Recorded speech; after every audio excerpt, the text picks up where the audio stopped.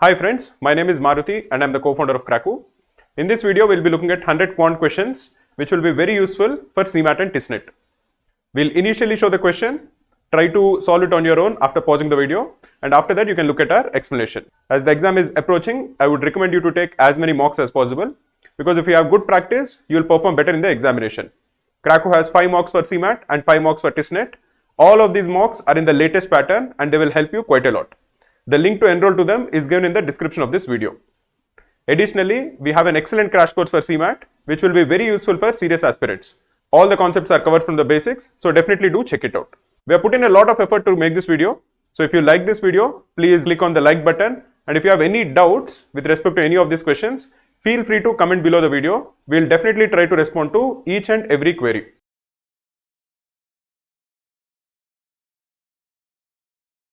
In this question, we are told that a shopkeeper claims to sell rice at cost price. So let us assume that the cost price is rupees 1 per gram, and let us assume that he has bought say 100 grams. So the total cost price is rupees 100. But he is using a false weight with the intention of selling the rice such that he makes a profit of 25%. So he makes rupees 100, but now he is not selling the rice at break even. He is making a profit of 25%. So what is the cost price? The cost price will be 100 divided by 1 plus 25%, which is 100 divided by 1.25. What is 100 divided by 1.25? That is rupees 80. This would imply that instead of actually selling 100 grams, he sold 80 grams only. So he used this false weight to show 80 grams as 100 grams and he wanted to collect rupees 100. But then he realized that the customer paid 10% less than what he should have paid. So instead of paying rupees 100, he actually paid only rupees 90. The cost price is 80, the selling price is actually 90. So the profit is 10 and the profit percentage is 10 divided by 80 into 100, which is equal to 25 by 2, which is 12.5%. This is the profit.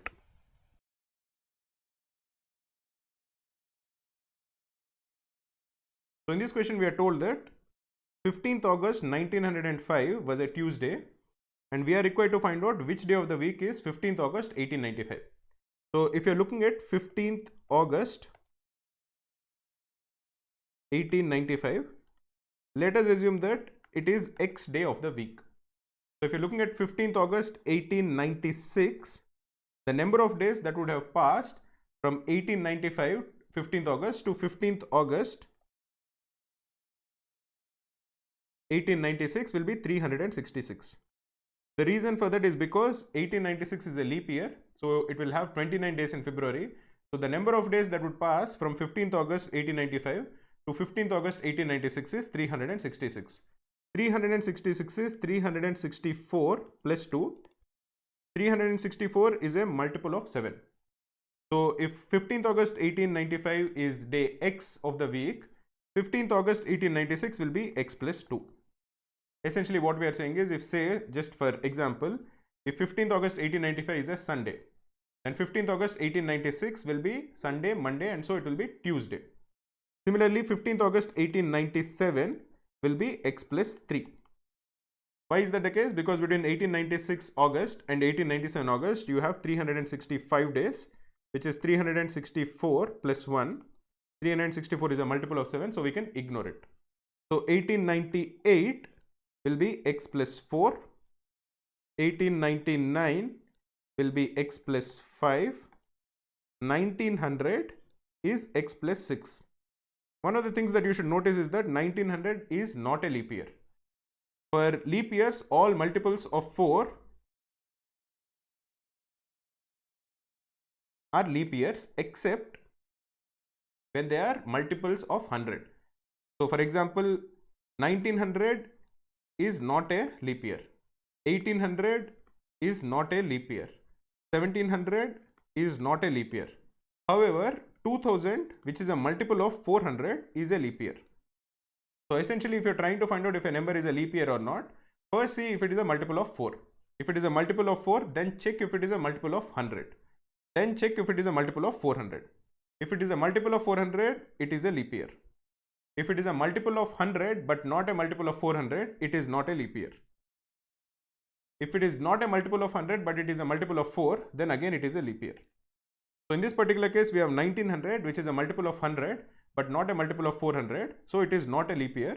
So you have x plus 6 over here. Similarly, 1901, again 365 days would have passed. So this would become x plus 7. X plus 7 is the same as x.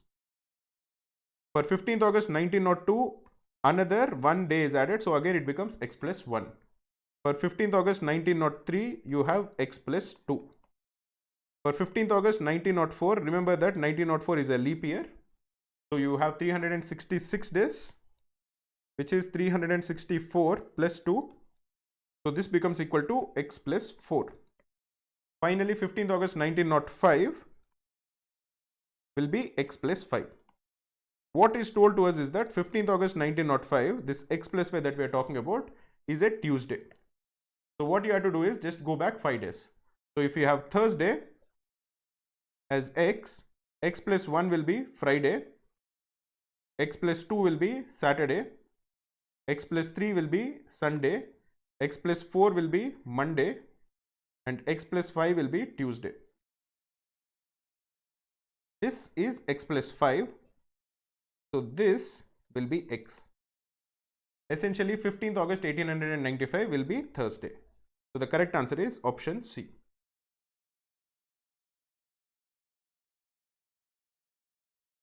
In this question, we are told that a shopkeeper marks his books by 25% above the cost price, and due to slump in the market, his cost reduces by 5%. And then to boost his sales, he offers a discount of 8%, because of which his sales go up by 25%, and we are required to calculate the change in the shopkeeper's profit. So let us assume that initially the cost price is say rupees 100 per book. Let the selling price, because he has marked it up by 25%, then will become equal to rupees 125. So the profit per book for every book that he sold is equal to rupees 25. And let us assume that initially he sold 100 books. So his total profit initially without any change is equal to 25 into 100, which is equal to 2500. Now after this he changes certain parameters. First, his cost reduces by 5%. So the cost per book, instead of being rupees 100, becomes equal to rupees 95. He even changes his selling price by giving a discount of 8%. This 8% discount is given on 125. So what is the actual discount? It will be 8% into 125, which is equal to 8 by 100 into 125, which is equal to 10 rupees. So he is giving a discount of 10 rupees. So the selling price will become equal to 125 minus 10, which is equal to rupees 115. So now what is the profit per book? The profit per book now is equal to 115 minus 95, which is equal to rupees 20. And what is the number of books he is selling? His sales also go up by 25%. Initially he was selling 100 books. Now he will be selling 125 books. So what is his new profit? That is the new total profit. That is equal to 20 into 125, which is again equal to rupees 2500. So in both the scenarios, there is no change in the total profit.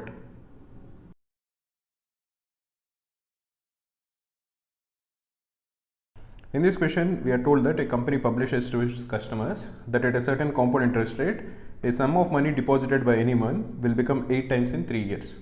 Now, if the same amount is deposited at the same compound interest rate, after how many years will it become 16 times? So let us assume that the initial principal is P and the rate of interest is R. So the information tells us that at the end of 3 years, the amount becomes equal to 8P. That is 8P is equal to P into 1 plus R by 100 whole cube. You can simplify this, you can cancel P on both sides. So 1 plus R by 100 whole cube is equal to 8, or 1 plus R by 100 is equal to cube root of 8, which is equal to 2, or R by 100 is equal to 1. That is the rate of interest is equal to 100%. What we are told is that we have to calculate after how many years will it become 16 times. So let us assume that it becomes 16 times after say t years. So P into 1 plus R by 100 whole to the power t is equal to 16P. As we have found out earlier, R is equal to 100%. So 1 plus R by 100 is equal to 2. So P into 2 to the power t is equal to 16P. You can cancel P on both sides. So the value of t will become equal to 4, because 2 to the power 4 is equal to 16. So the correct answer is 4 years.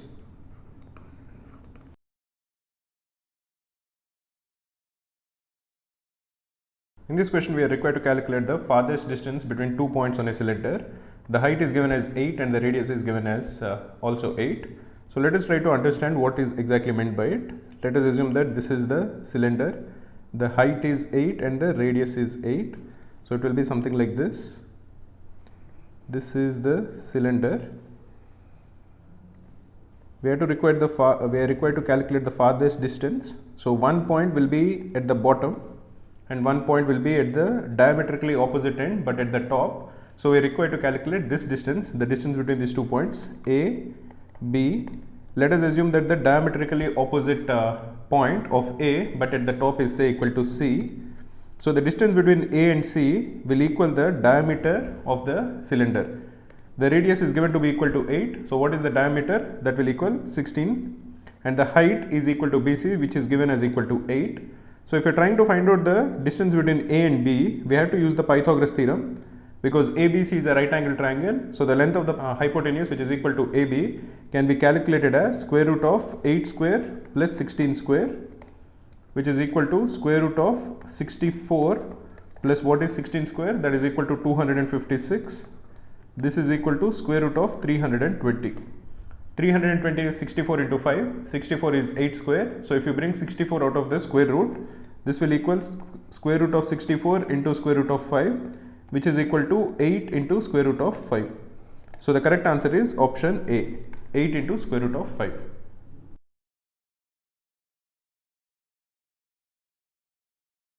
In this question, we are told that the work done by a man, woman and child are in the ratio 3:2:1.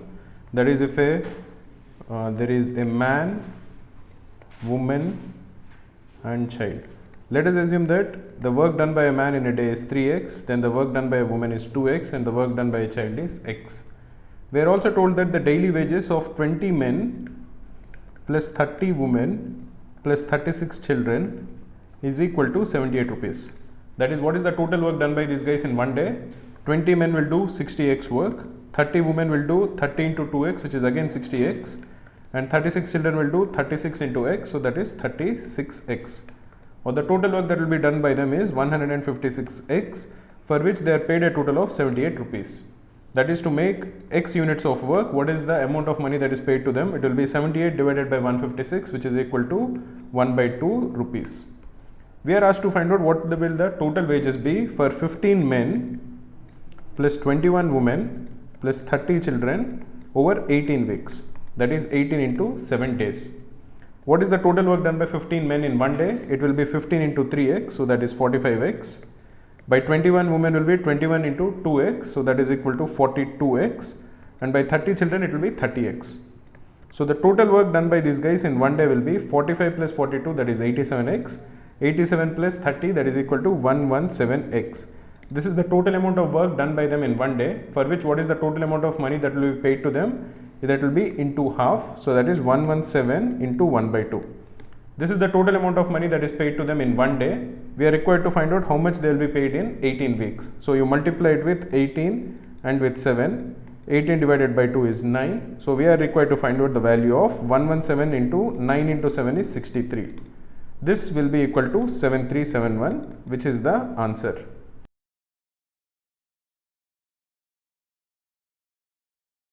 In this question, we are told that the sum of two numbers is 135 and their HCF is 9.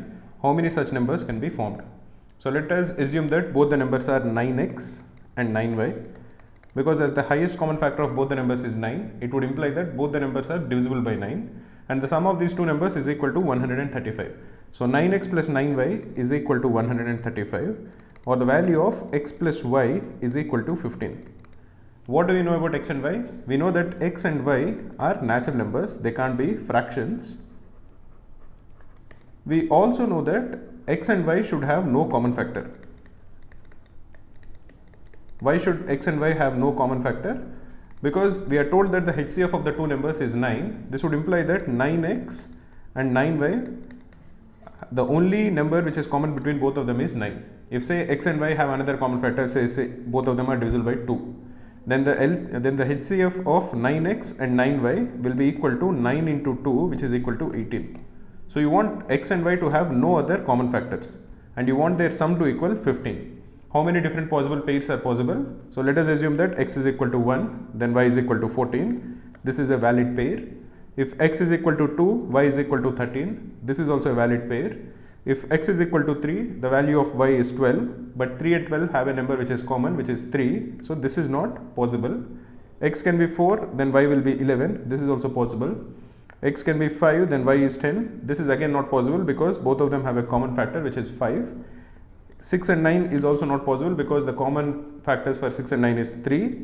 7 and 8 is again possible because both of them are relatively prime to each other. They have no common factors. So if you look at the total number of pairs that are possible, it is 1, 2, 3 and 4. So the total number of pairs that are possible is 4.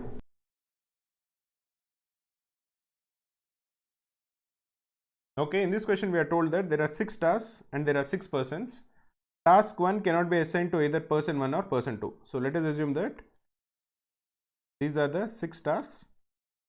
Now task 1 cannot be assigned to person 1 or person 2. So this is where the task 1 has to happen. This is person 1, person 2, person 3, person 4, person 5 and person 6. Task 1 cannot be done by either 1 or 2, so it has to be done by either 3 or 4 or 5 or 6. Task 2 must be assigned to either person 3 or person 4. So person 3 or person 4 has to do task 2. Every person is assigned only one task. In how many ways can this assignment be done? So let us first decide who does task 2. So the number of ways in which task 2 can be decided is 2 ways. It can be done either by the third person or by the fourth person. Once that is decided, task 1 can be done by 3 people. So if say person 4 is doing task 2, then either 3 or 5 or 6 can do task 1. Similarly, if person 3 is doing task 2, then 4 or 5 or 6 can do task 1. Irrespective of who is doing task 2, the number of people who can do task 1 will remain the same. It will be 3. Once you have selected the respective person for task 1 and task 2, you will have 4 tasks remaining and you will have 4 people remaining. And there are no additional restrictions on any of the tasks or any of the people. So the number of ways in which you can distribute these 4 tasks to these 4 people will be 4 factorial, which is 4 into 3 into 2 into 1, which is equal to 24 ways. So the total number of ways in which you can distribute these 6 tasks is 2 into 3 into 24. So 2 into 3 into 24 is equal to 144. So the total number of ways in which this assignment can be distributed is 144 ways, which is option C.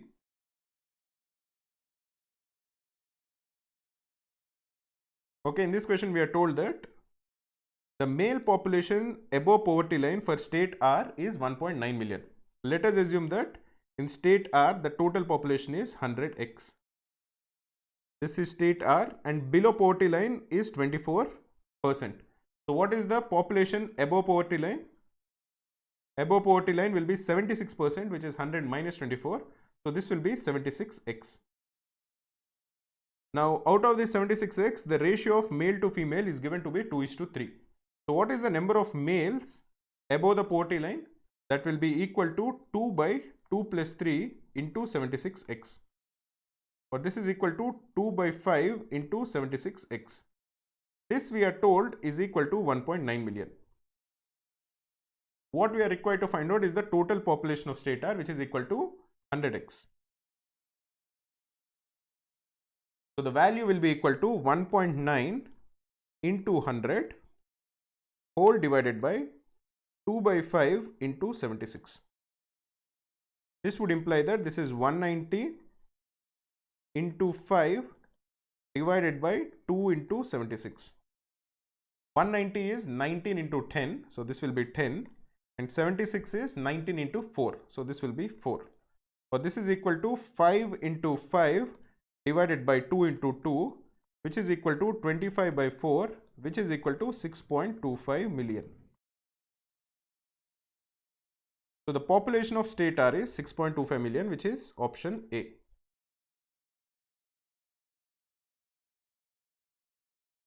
In this question we are told that in how many ways can a committee consisting of 5 men and 6 women be formed from 8 men and 10 women. So the total number of men is 8 and from this we have to select 5 men. Similarly, the total number of women is 10, and from this we have to select 6 women. The number of ways in which we can select 5 men out of 8 men is 8C5. This is equal to 8 into 7 into 6 divided by 3 into 2 into 1. Because over here the order is not important. Who we selected first is not important. We just have to select 5 people. So that will be 8 into 7 into 6 divided by 3 into 2 into 1. And the number of ways in which you can select 6 women from 10 women is 10C6, which is equal to 10 into 9 into 8 into 7 divided by 4 into 3 into 2 into 1. So the total number of ways is 8C5 into 10C6. So let us calculate the value of both. 8C5 is quite easy. 6 can be cancelled with 3 into 2 in the denominator. So this will equal 56. And 10C6 is 10 into 9 into 8 into 7 divided by 4 into 3 into 2 into 1. The denominator is 24. 9 into 8 is 72. So 72 divided by 24 is 3. So 10C6 is 10 into 7 into 3, which is equal to 210. So the required answer will be 56 into 210. This is equal to 11,760. So the correct answer is option D.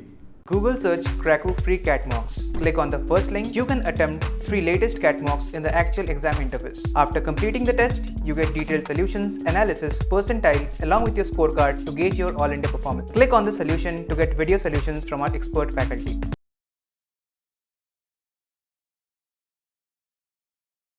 In this question, we are told that in a certain town, 40% of the people have brown hair, 30% of the people have brown eyes, and 12% have both brown hair and brown eyes. We are required to calculate what is the percentage of people who have neither brown hair nor brown eyes.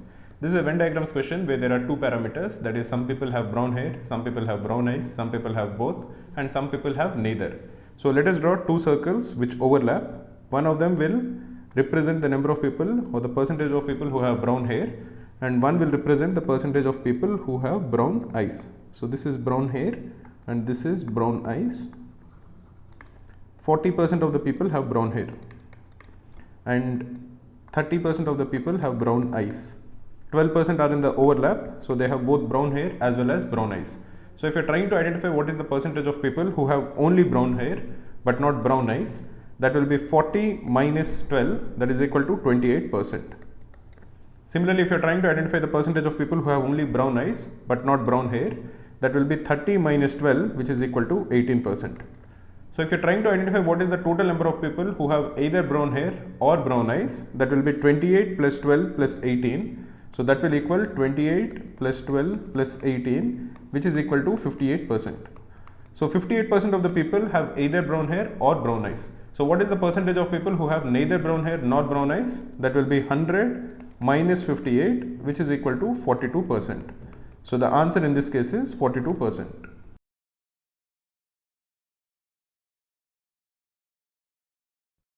So let us try to answer this question now.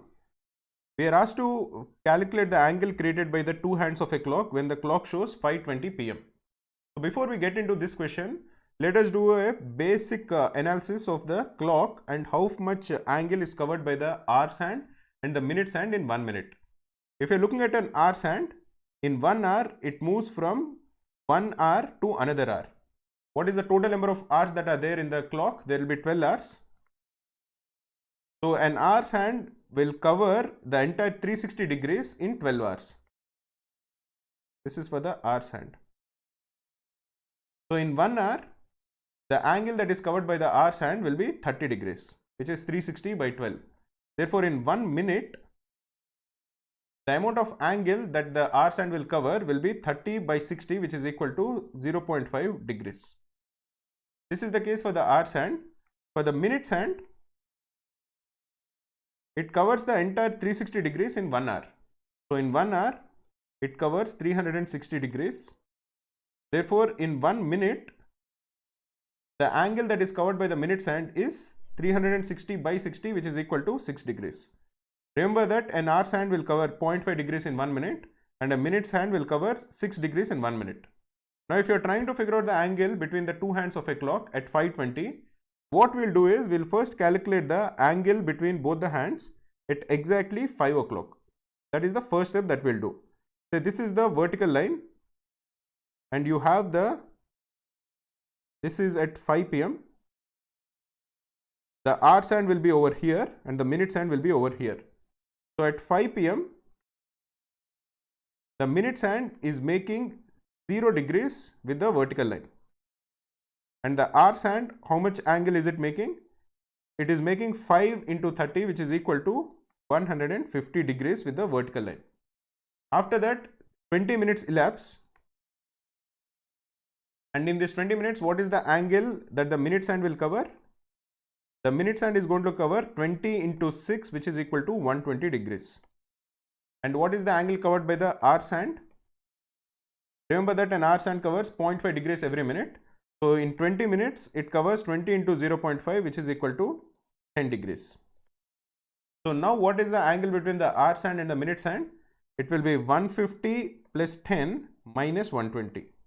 So this will be equal to 150 plus 10 minus 120, which is equal to 40 degrees.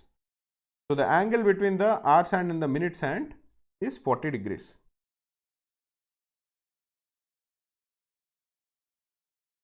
In this question, we are told that X and Y are running towards each other's houses. X can reach Y's house in 25 minutes. So let us assume that these are the two houses. This is X's house and this is Y's house. X can go to Y's house in 25 minutes. We are told that this is half the time taken by Y to run from his house to X's house. That is, if Y is running from his house to X's house, how much time will he take? He'll take double the time, so he is going to take 50 minutes. If the two start running towards each other at the same time, how much more time will it take for Y to reach the middle of the two houses? So how much time does it take X to reach the middle of the two houses? To go the entire distance, it takes him 25 minutes. So to go to middle of the road, it will take him 12.5 minutes. And Y takes 50 minutes to reach X's house. So he'll reach the middle in exactly 25 minutes.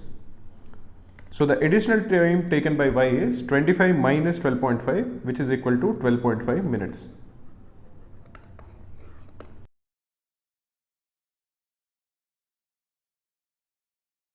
We are given that there is a class and the average marks obtained by boys is 72 and that of girls is 56. So the average marks obtained by boys is 72 and that of girls is 56, while the average marks obtained by the class is 60. So if you mix both of them, you are going to get an average marks of 60. Now using this, we can easily figure out what is the ratio of the boys to that of the girls. How do we do that? You can use allegation, you can use multiple ways, but allegation is the easiest. So you just calculate 60 minus 56, so that is 4, and 72 minus 60, that is 12. So the ratio of boys is to girls is, you just inverse these two. So this will equal 4 is to 12, or that is equal to 1 is to 3. Now once you have the ratio of the boys is to girls, we are again told that if we are told that the average marks obtained by boys is 64 and that of girls is 80, what is the average marks obtained by the class? So if boys got an average marks of 64 and girls got 80, what is the average marks obtained by the entire class? We know the ratio of boys is to girls and we know their average marks. So we can easily calculate the average marks of the class.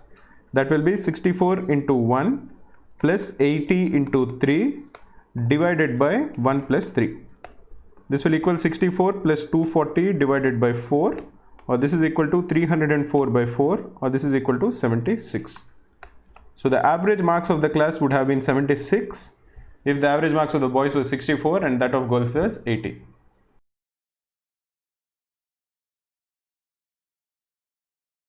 In this question, we are told that there are 20 copies of the Hindu and 25 copies of the Deccan Chronicle, which was distributed in a building which has 40 apartments.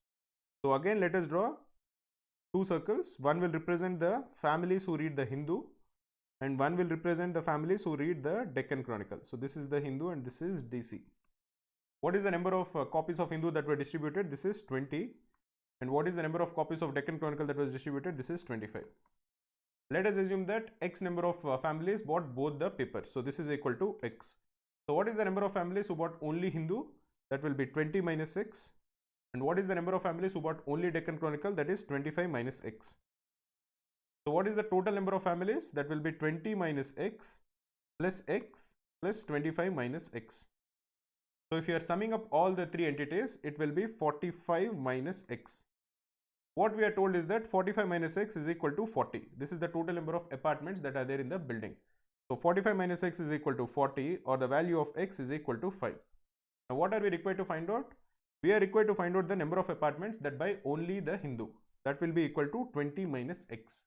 So 20 minus x will be equal to 20 minus 5, which is equal to 15. So the number of apartments which bought only the Hindu is 15.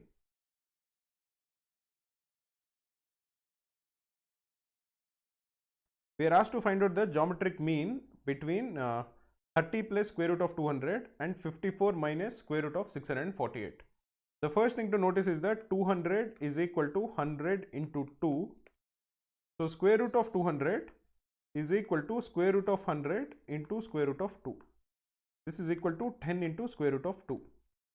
Similarly, 648 is equal to 324 into 2. So square root of 648 is equal to square root of 324 into square root of 2. This is equal to 18 into square root of 2. So if you are looking at the geometric mean of these two numbers, if you are calling that to be equal to x, the value of x square will be the product of the two numbers.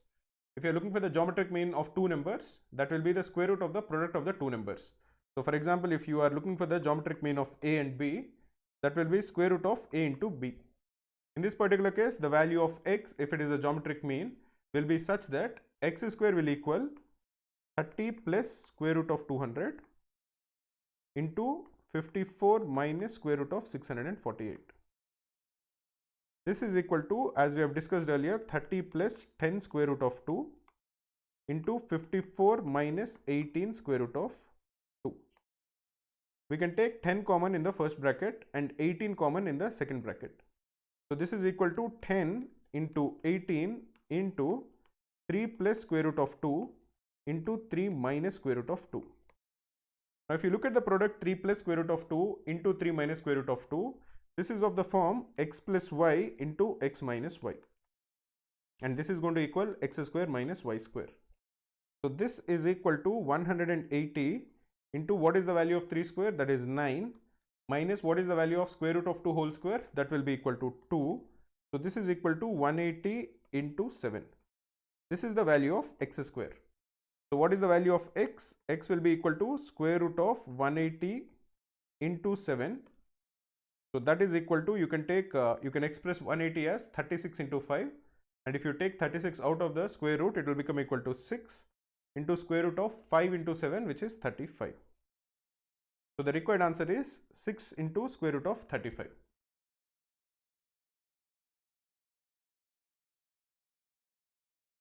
In this question, we are told that Mohit was looking for his father.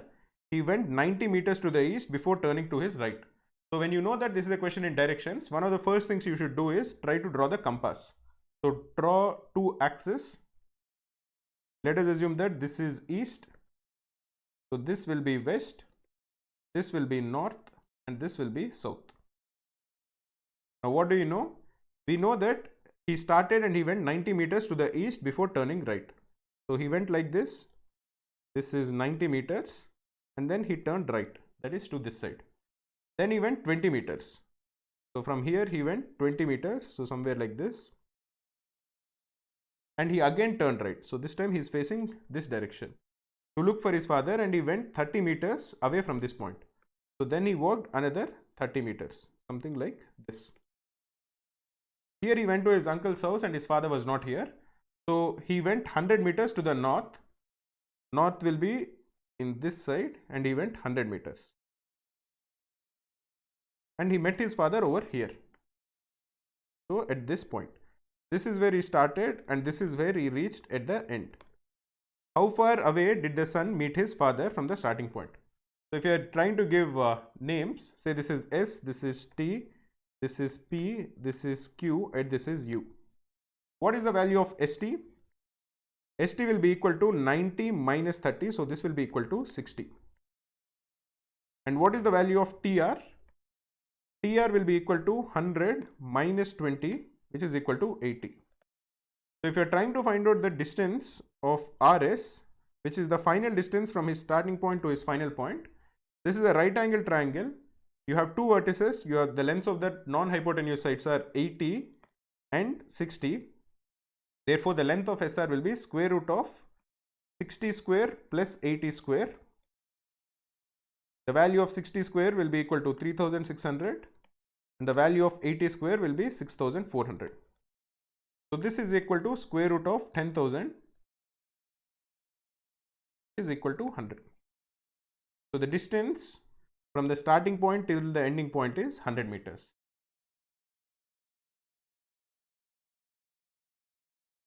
In this question, we are told that there are 6 teachers. Of the 6 teachers, there are 2 teachers who teach physics. So let the 2 teachers who teach physics, let them be equal to P1 and P2. There are 2 teachers who teach chemistry. So the 2 teachers who teach chemistry, let them be equal to C1 and C2. And finally, the rest teach mathematics. So there are 2 more teachers who teach mathematics. Let them be equal to M1 and M2. These 6 teachers have to stand in a row such that the physics teachers, the chemistry teachers and the maths teachers, they have to stand together. That is, they have to stand in a set. The number of ways in which they can do this is supposed to be calculated. So let us assume that the group P1 and P2, we represent them with P. The group C1 and C2, we represent them with C. And the group M1 and M2, we represent them with M. So there are 3 groups, the physics group, the chemistry group and the maths group. The first group can be selected in 3 ways. Any of the 3 groups can stand at the start. The second group can be selected in 2 ways amongst the remaining 2. And once you select the first 2 groups, the third group can be selected in exactly 1 way. So the number of ways in which the group order can be selected is 3 into 2 into 1, which is 6. Once the group has been finalized, suppose we assume that M comes first, then C and then P. Now the relative standing in M, that is whether M1 will come first or M2 will come first, can be selected in 2 ways. Similarly, the relative standing in C, that is will C2 come first or C1 come first, can be selected in another 2 ways. Same is the case even for P, that is whether P1 will come first or P2 will come first, can be selected in another 2 ways. So the total number of ways is 6 into 2 into 2 into 2, that is 6 into 8, which is equal to 48 ways, which is the answer.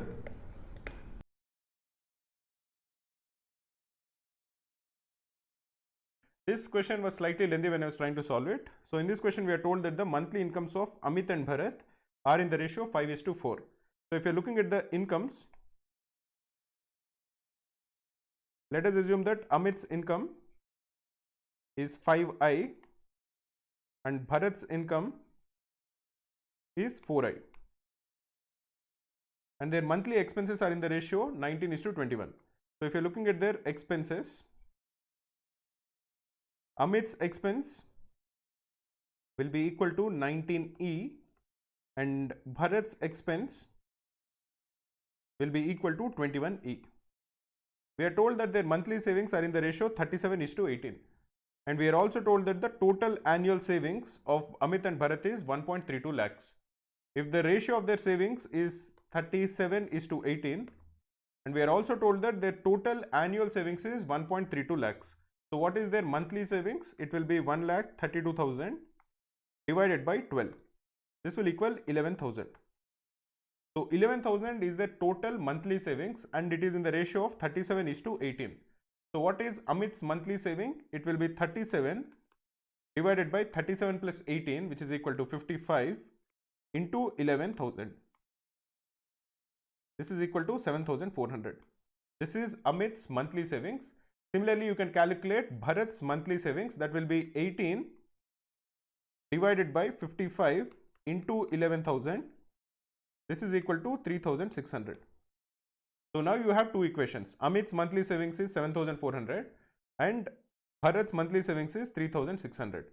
So 5i minus 19e is equal to 7,400 and 4i minus 21e is equal to 3,600. We are required to calculate Amit's monthly income, so we are required to calculate the value of 5i. So you have 2 equations and you have 2 variables. So let us solve for I and E. Let us first eliminate I. So we'll multiply the first equation with 4 and we'll multiply the second equation with 5. So the first equation into 4 will become equal to 20i minus 76e is equal to 7,400 into 4, which is equal to 29600. If you are multiplying the second equation by 5, it will be equal to 20i minus 105e is equal to 18,000. If you subtract the second equation from the first equation, the left hand side will become equal to 29E. This is equal to 11600, or the value of E is equal to 400. This would imply that the value of I, or the value of 5I, will be equal to 7400 plus 19E. So 19 into 400 will be 7600. This is equal to 15,000. What we are essentially required to calculate is the value of 5I, which is Amit's monthly income, which will equal 15,000. So the correct answer is option B.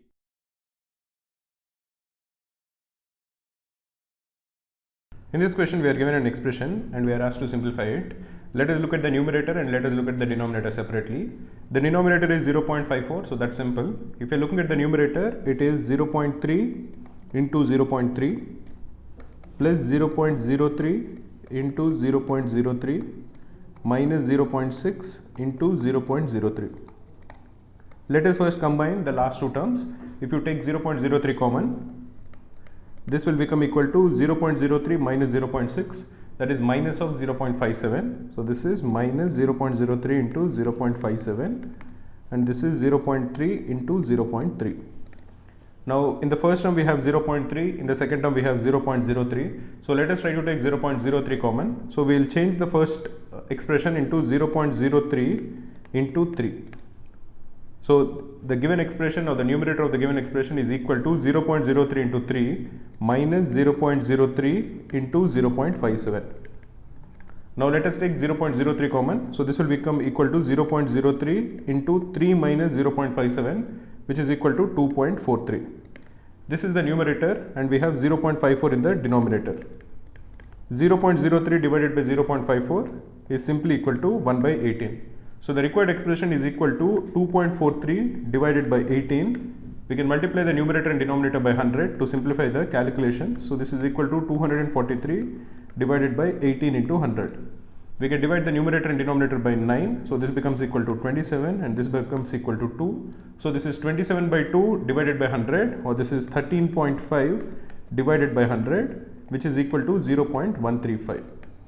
So the correct option in this case is option B. We at Krakow provide all the previous year CAT papers along with many other MBA examinations such as IIFT, XAT, SNAP, MAT, CMAT, TEST and PGDBA in the actual exam format. You can attempt them as a test and get a detailed analysis of your performance or download them as PDFs.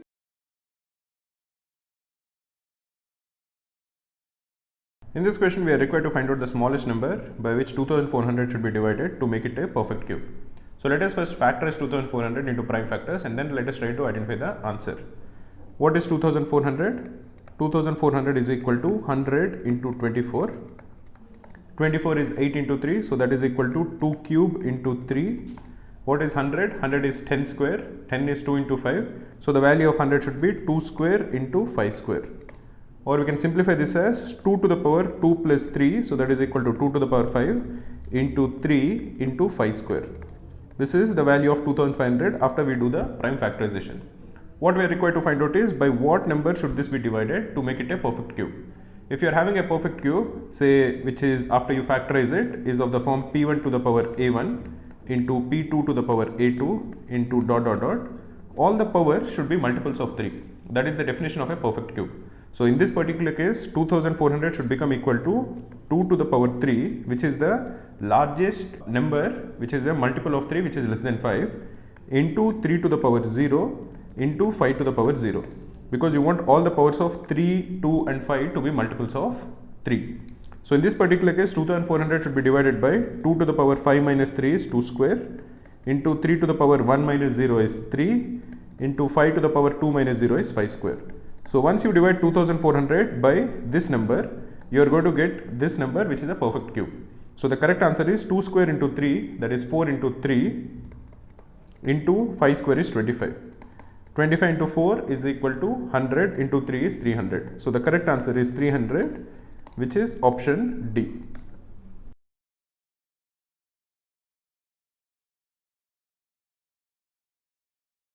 In this question, it is given that there is a man of height 2 meters.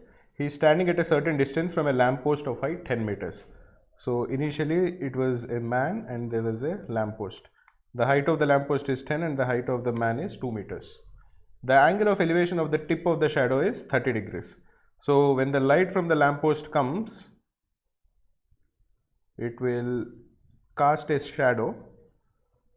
This is the ground, and the initial angle of elevation is 30 degrees. Now the man walks towards the lamppost and the angle of elevation of the tip of the shadow is now 60 degrees. So after some time the lamppost is still there, it is 10 meters. The height of the person is still 2 meters, but because he has walked closer to the lamppost, the angle of elevation changes, and now the angle of elevation becomes 60 degrees. Find the distance walked by the man. So we are required to find out how much distance the man has walked. Now let us give some names so that it is easier to explain. Let us assume that the lamppost, the tip of the lamppost is A and the spot at which it touches the ground is B. Then there is a X, Y, Z, P, Q and R. Initially he was standing from YZ. Now YZ is 2 meters. Then we can calculate the length of XY, because XY is part of a right angle triangle, and tan XY is for example tan 30 degrees in triangle XYZ. Tan 30 degrees is equal to 2, which is the height of the person, by XY. Now tan 30 is 1 by root 3. So 1 by root 3 is equal to 2 by XY, or XY is equal to 2 root 3 meters. So initially the length of the shadow is 2 root 3 meters. We will also calculate the length of XB. XB similarly in triangle XBA, the XB we can easily calculate will equal 10 root 3. Using the same approach that we used earlier, which is that tan 30 is equal to 10 by XB and tan 30 is 1 by root 3, we will calculate the length of XB. So initially the person is at a distance of YB from the lamppost. This is his initial distance, which is YB, and the length of YB is equal to XB, which is the length, the overall length from the shadow to the lamppost, minus XY, which is the length of the shadow. So XB we have calculated is equal to 10 root 3 minus XY we have calculated is equal to 2 root 3, which is equal to 8 root 3 meters. So initially when the angle of elevation is 30 degrees, the length of his shadow is 2 root 3, and overall the tip of the shadow is 10 root 3 away from the lamppost. Therefore the person, that is the feet of the person, were 8 root 3 meters away from the lamppost.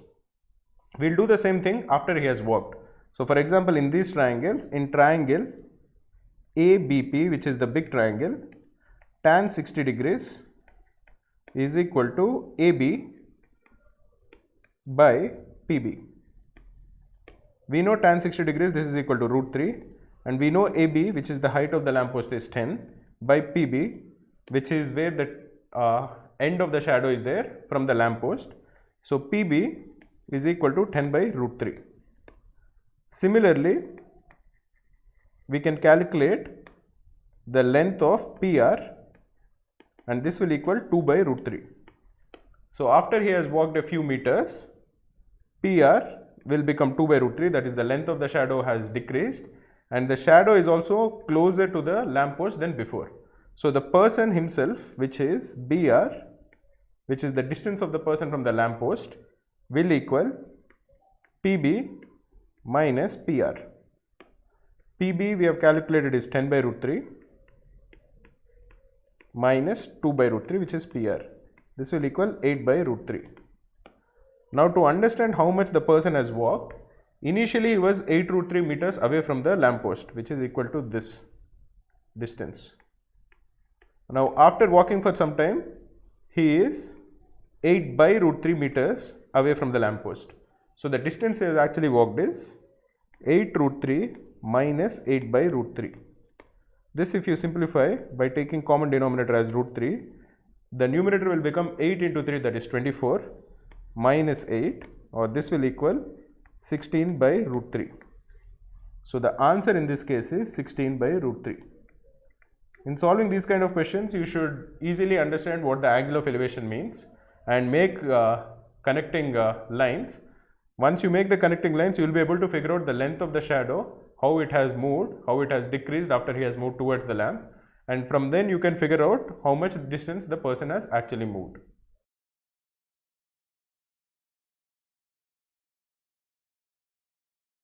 In this question, we have two friends, Sarvesh and Kamlesh, and they were running around a circular track. The circumference of the track is 900 meters. So let us assume that this is the circular track and both of them are running around this circular track. We are initially told that they are diametrically opposite each other. So let us assume that both of them are over here. Their speeds are given to be 45 meters per second and 30 meters per second. So Sarvesh is running at 45 meters per second and Kamlesh is running at 30 meters per second. What is the time till the second meeting? If they are running in the same direction, the time is t1. If they are running in opposite directions, the time for the second meeting is t2. We are required to calculate the ratio of t1 is to t2. So t1 is same direction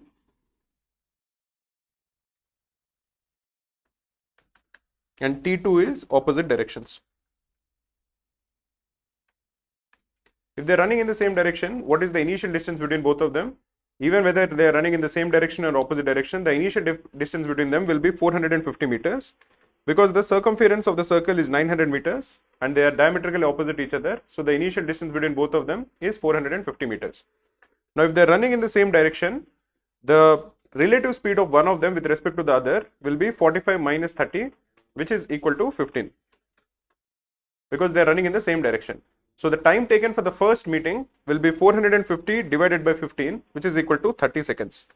So after 30 seconds, they'll meet for the first time. And when they meet for the first time and when they're trying to meet for the second time, the distance that has to be covered is 900 meters.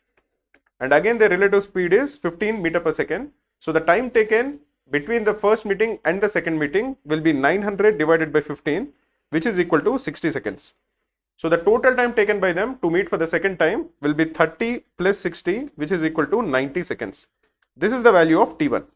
What is the value of T2? In T2, in this case, both of them are running towards each other. They're running in opposite directions. One of them is running at 45 meters per second and the other is running at 30 meters per second.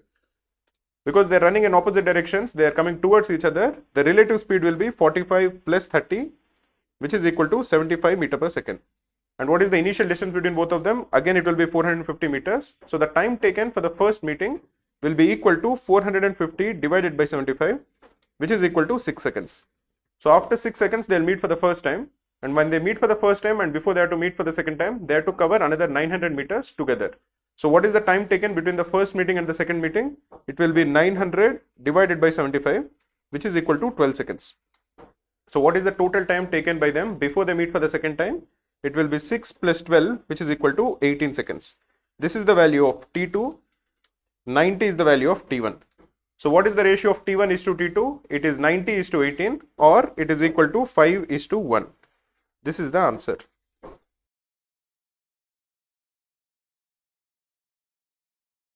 In this question, we are given a word extra and we are asked to find out in how many different ways can the letters of this word be arranged so that the vowels are not together. If you look at extra, there are two vowels in extra. One vowel is E and the other vowel is A. So what we'll do is we'll first find out all the different arrangements.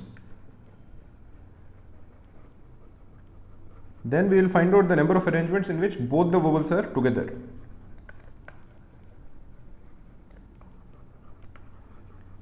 So from 1 we are going to subtract 2, then we will get all the number of different arrangements where the vowels are not together.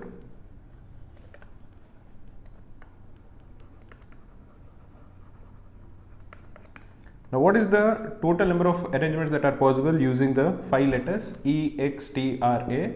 The total number of ways in which we can arrange them is 5 factorial. That is 5 into 4 into 3 into 2 into 1, which is 120. If there are no conditions, if there are no restrictions, you just have 5 alphabets and you need to arrange them in some order. The first letter can be any of the 5 letters. The second one can be any of the remaining 4. the third one can be any of the remaining 3, then 2 and then 1. So the total is 120. Now if you are trying to figure out how many ways can we arrange them such that both the vowels are together, let us assume that E and A are together and they form a new letter or a new set which is called V. Now you have 4 different entities. You have V, which is both the vowels together, X, T and R. Now essentially you can arrange these 4 in 4 factorial number of ways, which is equal to 4 into 3 into 2 into 1, which is 24. But in addition to that, even V can have 2 separate possibilities. You can have E and A, that is E followed by A, or the other way around. A comes first and E comes second. So the total number of ways in which this can be done is 24 into 2, which is 48. So the total number of arrangements is 120. Out of this 120, you have 48 arrangements in which both the vowels are together. So the number of arrangements in which both the vowels are not together is 120 minus 48, which is equal to 72. So the correct answer in this case is 72.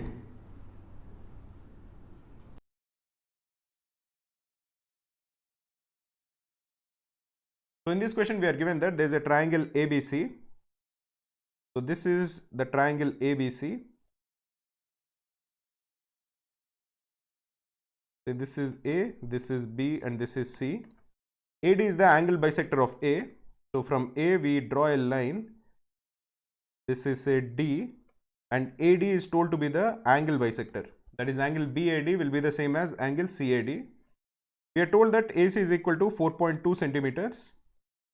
DC is equal to 6 centimeters and the value of BC is 10 centimeters. The value of BC over here is 10 centimeters. So this would tell us that the value of BD will be 10 minus 6, which is equal to 4 centimeters. And we are required to calculate the value of AB. Let us assume that the length of AB is X.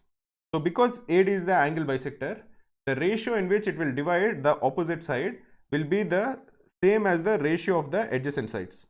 Essentially what is implied is that X divided by 4 will be the same as 4.2 divided by 6.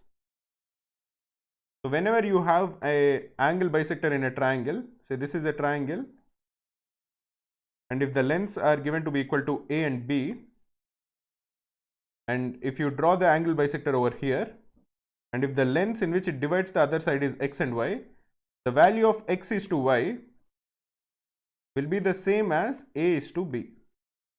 This is always true in any angle bisector in a triangle. So over here we can use that formula to find out the value of X. So X is equal to 4.2 into 4 by 6. 4 by 6 is 2 by 3. So 4.2 by 3 is 1.4. 1.4 into 2 is 2.8 centimeters. So the required answer over here is option C, which is 2.8 centimeters.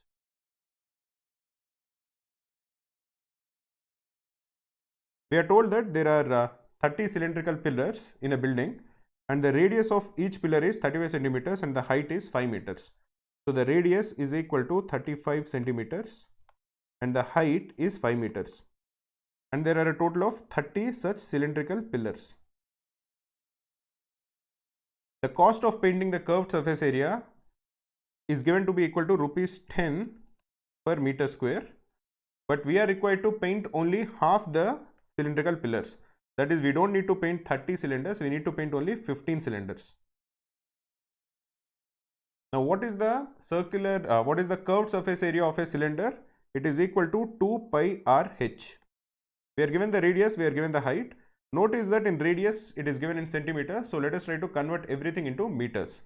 So if you are trying to calculate the curved surface area of a cylinder, as we have discussed, this is equal to 2 pi RH, so that will be 2 into 22 by 7, which is the value of pi, into R is 35 centimeters, but as we have discussed, we should convert it into meters. So this will be 35 by 100 into the height is 5. 2 into 5 is 10, so let us cancel 1 0 in the denominator. Then 35 is 5 times 7, so the numerator is 22 into 5 and the denominator is 10, so this is equal to 11 meter square. So the curved surface area of every cylinder is 11 meter square. We are told that the cost of painting is rupees 10 per meter square. So to paint one cylinder, what is the cost? The cost will be 11 meter square, which is its area, into 10, which is equal to rupees 110. This is the cost of painting the curved surface area of one cylinder, but we have to paint 15 cylinders. So what is the total cost incurred? The total cost will be equal to 110 into 15, which is equal to 1650 rupees. So the correct answer is option C, which is 1650 rupees.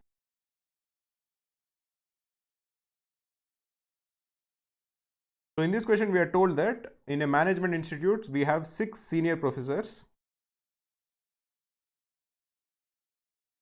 and we have 4 junior professors. So what is the total number of professors that are there? The total number of professors are 10.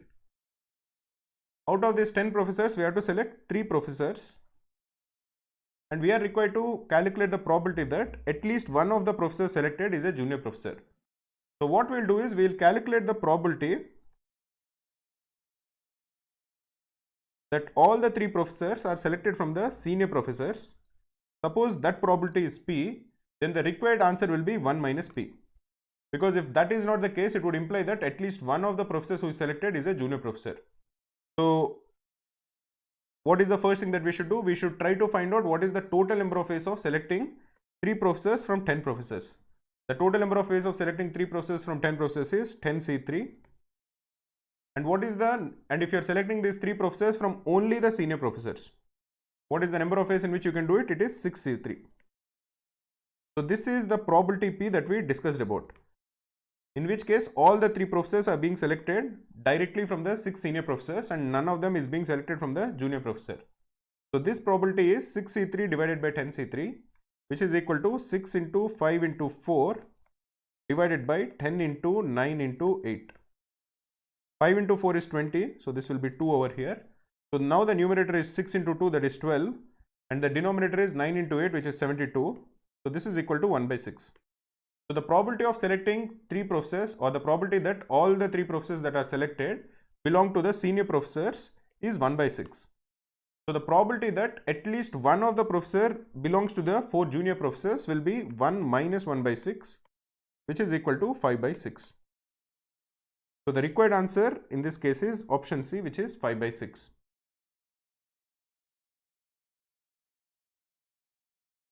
In this question we are told that f of x is a polynomial such that f of x into f of 1 by x is equal to f of x plus f of 1 by x, and the value of f of 2 is given to be equal to 9, and we are asked to find out the value of f of 5. So if you look at the equation that is given to us, f of x into f of 1 by x minus f of x minus f of 1 by x is equal to 0. This is of the form a into b minus a minus b is equal to 0. In this kind of equations, always add 1 to both the sides. So ab minus a minus b plus 1 will equal 1. Or in this particular case, f of x into f of 1 by x minus f of x minus f of 1 by x plus 1 is equal to 1. Now the left hand side can be easily factorized. The value of ab minus a minus b plus 1 is equal to a minus 1 into b minus 1. This is equal to 1. Or for all values of x, f of x minus 1 into f of 1 by x minus 1 is equal to 1. So just for ease, let us assume that g of x is equal to f of x minus 1. Then what is the value of f of x minus 1? This will equal g of x. And what is the value of f of 1 by x minus 1? This is equal to g of 1 by x. So for all values of x, g of x into g of 1 by x is equal to 1. We are also told that f of x is a polynomial function. Therefore, g of x will also be a polynomial function. This would imply that g of x has to be of the form plus or minus x to the power n. Because in this particular case, g of 1 by x will become equal to plus or minus 1 by x to the power n. So if you multiply both of them, you are going to get a product of equal to 1. This is the only case when g of x is a polynomial, and for all values of g of x, if g of x into g of 1 by x is equal to 1, it would imply that g of x is of the form plus or minus x to the power n. Therefore, f of x, which is equal to g of x plus 1, because g of x is f of x minus 1, f of x will become equal to 1 plus or minus x to the power n. we are told that f of 2 is equal to 9, or f of 2 is equal to 9. 9 is equal to 1 plus or minus 2 to the power n, or 8 is equal to plus or minus 2 to the power n. So we can actually figure out that because 8 is equal to 2 cube, the value of f of x is equal to 1 plus x cube. This would imply, just for completion, g of x will become equal to x cube and g of 1 by x will become equal to 1 by x cube. So their product will always equal 1. Anyway, if f of x is equal to x cube plus 1, we know that f of 2 is equal to 9 and f of 5 will equal 1 plus 5 cube, which is equal to 126. So the correct answer is 126.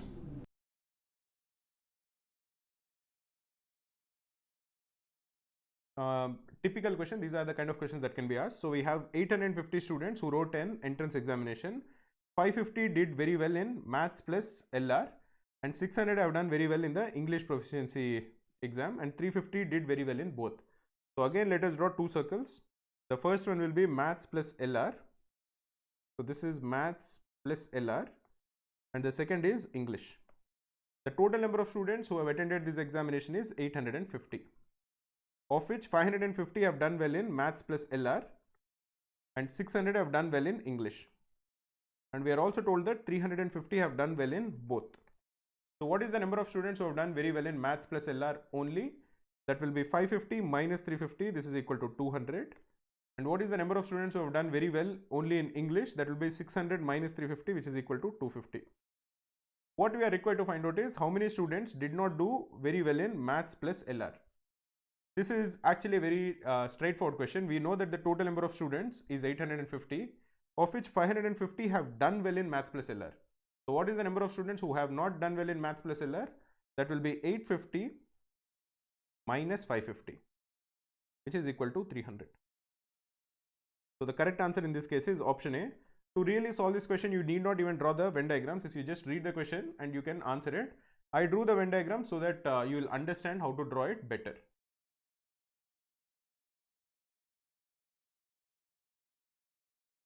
In this question, we are told that in a survey conducted in 120 houses, it was found that 50 people read Times of India, 60 people read Indian Express, and 48 people read Hindustan Times. Whenever you look at a question where a person can do more than one thing, that is, he can read either the Indian Express, or he can read Times of India, or he can read both. So whenever there is an overlap between the parameters, then you know that this is a Venn diagram question. In this question, there are three parameters. A person can either read Times of India, or he can read Indian Express, or he can read Hindustan Times. So let us draw three circles. Each of the circle will represent the number of people who will read these newspapers. So this is Times of India, this is Hindustan Times, and this is Indian Express. We are told that 50 people read Times of India, and 60 people read Indian Express, and 48 people read Hindustan Times. We are also told that 10 people read all the three. So the area where there is an overlap of all the three circles will be 10. We are told that 20 people read Times of India and Indian Express. So if you are looking at Times of India and Indian Express, the overlap should be equal to 20. We already know that 10 people read all the three newspapers. So how many people read only Times of India and Indian Express and not the Hindustan Times? It will be 20 minus 10. So this will equal 10. Similarly, if you are looking for the overlap between Times of India and Hindustan Times, we are told that 18 people read Times of India and Hindustan Times. Out of these 18, 10 people read all the three newspapers. So 8 people read only Times of India and Hindustan Times and not Indian Express. Similarly, 24 people read Indian Express and Hindustan Times. So the number of people who read only Hindustan Times and Indian Express and not Times of India will be 24 minus 10, which is equal to 14. So now you can figure out how many people read only Times of India. That will be 50 minus 10 minus 10 minus 8. That is 50 minus 28, which is equal to 22. And how many people read only Hindustan Times?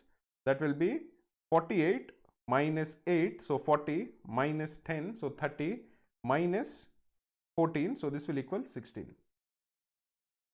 Similarly, if you are looking for the number of people who read only Indian Express, it will be 60 minus 10, 10 and 14. So 60 minus 34, so this will equal 26. So if you are totaling all of them up, 22 plus 26 is 48, plus 16 is 64. So the number of people who read only one newspaper will be 64. Google search Krakow CMAT crash course. Click on the first link. You can find a highly comprehensive crash course curated for the CMAT. Click on Enroll to get full access to the course.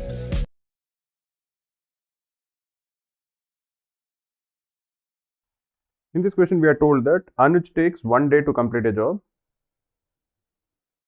Bharat takes twice as much time. So Bharat is going to take 2 days. Chetan will take twice as much time. So Chetan is going to take 4 days. And Dheeraj is going to take twice as much time. So Dheeraj is going to take 8 days. Let us assume that the total work that needs to be done is equal to 8 units. Because 8 is the LCM of 1, 2, 4 and 8. Anuj is able to complete 8 units of work in 1 day. So every day he does 8 units of work. Bharat takes 2 days to complete 8 units of work. So every single day he is going to do 4 units of work. Chetan will do 2 units of work because he is taking 4 days to complete 8 units of work. And Dheeraj every day will complete 1 unit of work. Now we have been given 4 options. We are required to find out how many of them are actually true. If you are looking at the first option, it says that Chetan and Dheeraj take 8 by 3 days to complete the work. Chetan and Dheeraj together are going to do 2 plus 1, that is 3 units of work every day. The total work that needs to be done is 8 units. So the amount of time that they are going to take will be 8 by 3 days. So option A is correct. Let us look at option B. Option B says that the second fastest pair to complete the work is Anuj and Dheeraj. Anuj and Bharat are the fastest pair to complete the job because Anuj does 8 units of work, which is the highest, and Bharat does 4 units of work, which is the second highest.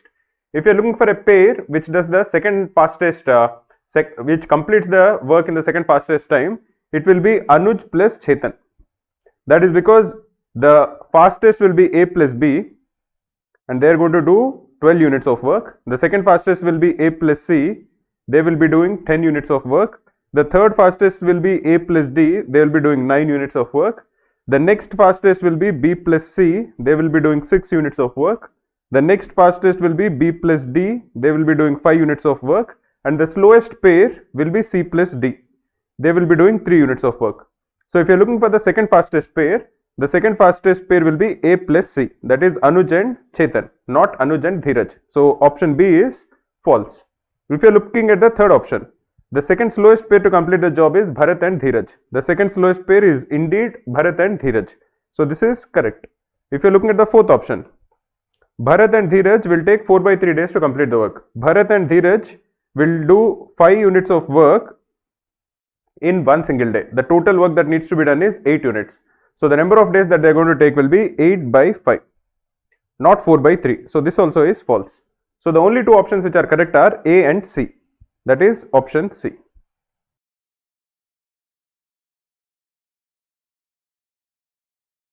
In this question, we are given 2 statements, statement 1 and statement 2, and we are required to calculate which of these two statements is actually true.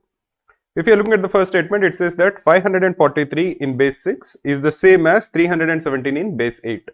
So let us convert both of them into decimal system and see if both of them are actually the same.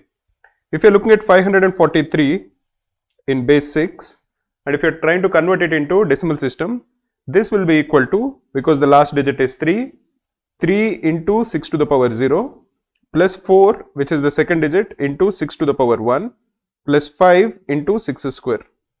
This is equal to 3 plus what is 4 into 6? 24 plus what is 5 into 6 square? That is 5 into 36, that is 180. This is equal to 207.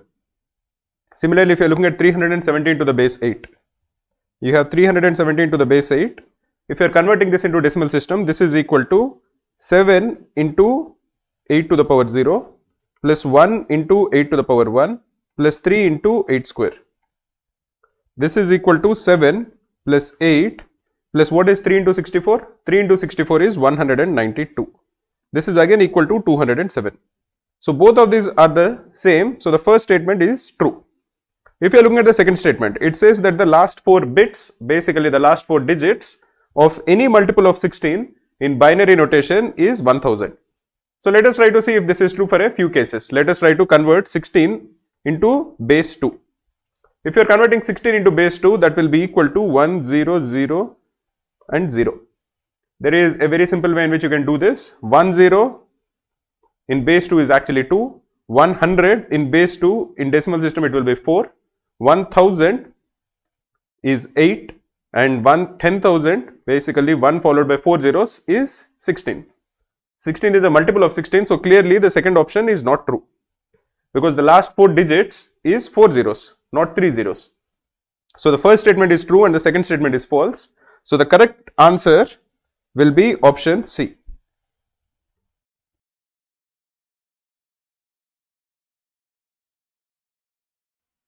In this question, we are told that a type 1 tap can fill an empty tank in 4 hours. So type 1 fills in 4 hours and a type 2 tap empties a completely full tank in 3 hours. To make the calculations easier, let us assume that the volume of the tank is the LCM of 3 and 4, that is 12 liters. As a type 1 tap takes 4 hours to fill, in every single hour, a type 1 tap fills 12 divided by 4, that is 3 liters. And a type 2 tap takes 3 hours to empty 12 liters. So every single 1 hour, it is going to empty 4 liters. Let us assume that there are A taps of type 1 and B taps of type 2. So every single hour, what is the total amount of water that is filled into the tank? That will be 3A minus 4B. And when this much is being filled every single hour, it takes 6 hours to fill the tank.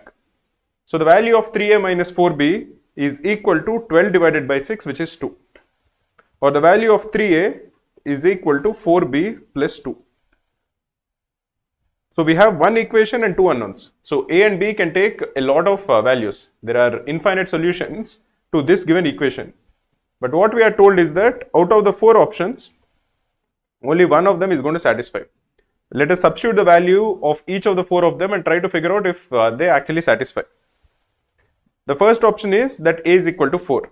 If A is equal to 4, 3 into 4 is equal to 4B plus 2. Or this would imply that 10, because 3 into 4 is 12, 12 minus 2 is 10 is equal to 4B, or the value of B is equal to 2.5. This is clearly not true. Let us look at the second case. A is equal to 5 clearly won't be true. Why can we immediately rule that out? Because the right hand side is always even. 4B plus 2 is an even number, so A has to be even over here. A cannot be 5. If you substitute the value of A to be 5, you won't get an integer value for B. So this is not true. Similarly, D is not true. The only option left is A is equal to 6. If you substitute that, 3 into 6 will be 18. This is equal to 4B plus 2, or the value of B is equal to 18 minus 2 by 4, that is 16 by 4, which is 4. This seems to be a valid solution. So one of the many solutions that are possible is that A is equal to 6 and B is equal to 4. And the remaining 3 options are not correct. So the correct answer is option C.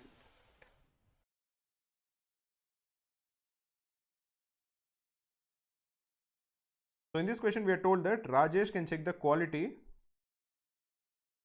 of 1000 items in 5 hours. So how many items can he check in 1 hour? In 1 hour, Rajesh can check 1000 by 5, which is equal to 200 items. Rakesh can complete 75% of the same job in 3 hours. That is, Rakesh can check 750 items in 3 hours. So how many items can Rakesh check in 1 hour? So in 1 hour, Rakesh can check 750 divided by 3, which is equal to 250 items. They have to check a total of 1300 items and both of them start working together, but Rakesh stops working after 2 hours. So in the first 1 hour, when both of them work, they check a total of 200 plus 250, that is 450 items in the first hour. In the second hour also, both of them will work, so they check another 450 items in the second hour. At this point, Rakesh stops working. So what is the total amount of items that they have checked by this time? They have checked 900 items, and now Rakesh stops working. So what is the number of items that are remaining? It will be 1300 minus 900, which is equal to 400 items.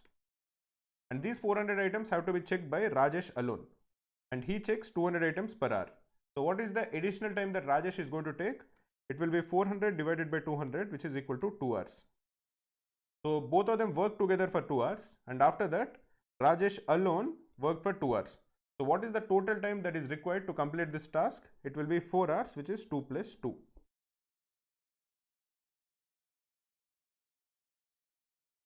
In this question, it is mentioned that there are 2 degrees, there are 2 courses that are happening, and 35 students attended the interview for MA education, and 47 students attended the interview for MSW, and 12 students attended the interview for both of them. We are required to find out what is the total number of students who attended either of the 2 interviews. So this is clearly a Venn diagrams question. So each student can either attend MA education interview, or he can attend MSW interview, or he or she can attend both the interviews. So whenever you are given a Venn diagrams question which has 2 parameters, so draw 2 circles which are overlapping each other. One circle will represent the students who have attended MA education interview, let us call it MAE, and the second circle will represent the students who have attended MSW. And the area of overlap will represent the students who have attended both the interviews. We are told that MAE was attended by a total of 47 students. Sorry, MAE was attended by a total of 35 students. And MSW was attended by a total of 47 students. We are also told that 12 students attended both the interviews. So this is 12. So what is the number of students who have attended only MAE? That is, they have attended MA but they did not attend MSW. That will be equal to 35 minus 12, which is equal to 23. Similarly, what is the number of students who have attended MSW but not MAE? That will be 47 minus 12, which is equal to 35. So if you are looking for the total number of students who have attended either of the 2 interviews, that will be equal to 23 plus 12 plus 35, which is equal to 23 plus 12 is 35 plus 35, which is equal to 70. So the correct answer in this case is 70.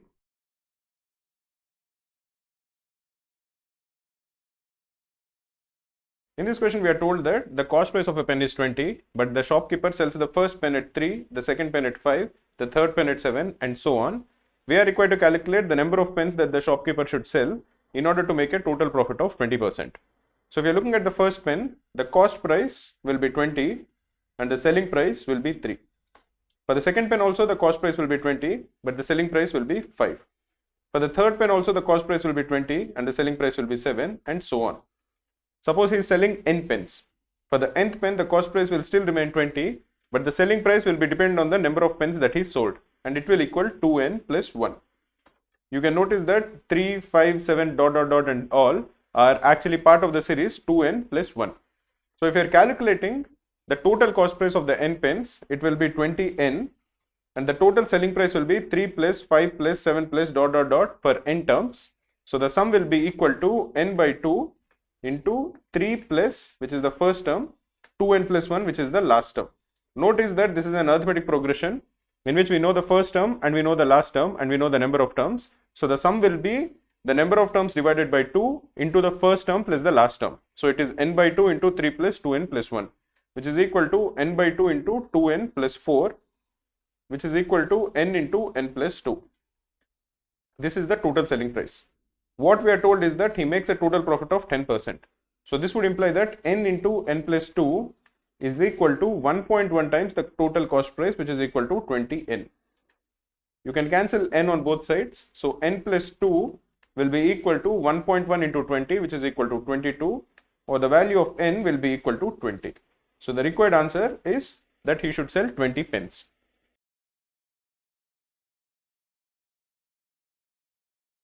So if you consider the question that is given over here, here we have n is equal to 2 raised to 8 and 9 square into 5 cube.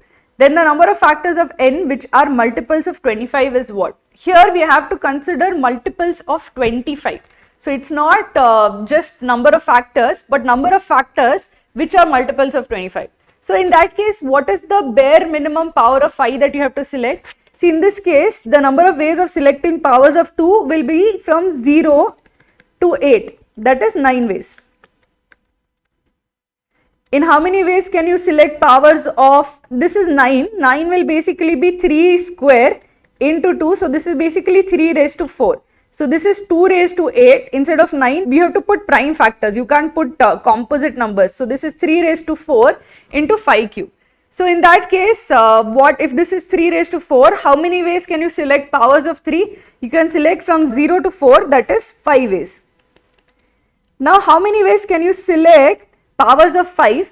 See, because you have to have them as multiples of 25, there are 4 powers of 5. 5 raised to 0, 5 raised to 1, 5 raised to 2 and 5 raised to 3. Since it has to be a multiple of 25, we can't consider the 5 raised to 1 and 5 raised to 0. We have to consider only these two possible powers of 5. At least we have to select the bare basic index for the factor that we have to select is 5 square. So basically, how many ways can we select the powers of 5? That is 2 to 3, that is 2 ways. So what is the total number of factors? Number of factors is 9 into 5 into 2. 9 into 5 into 2 is 90 ways. So how many such factors are there such that they are multiples of 25? There are 90 such factors. So the right answer is option C.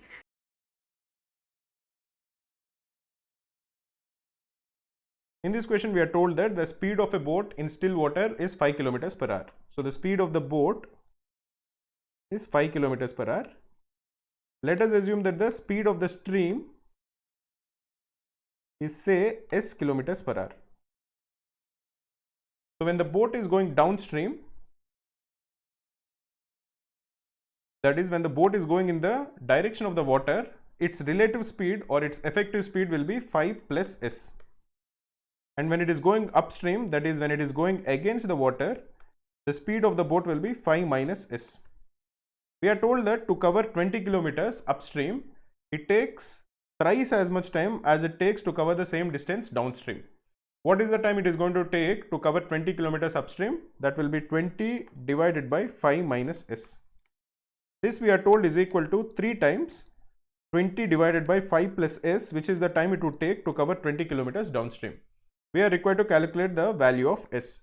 You can cancel 20 on both sides and you can cross multiply. So 5 plus s is equal to 3 times 5 minus s, or 5 plus s is equal to 15 minus 3s, or the value of 10 is equal to 4s, or the value of s is equal to 10 divided by 4, which is 5 by 2 kilometers per hour, which is equal to 2.5 kilometers per hour. So the correct option is option B.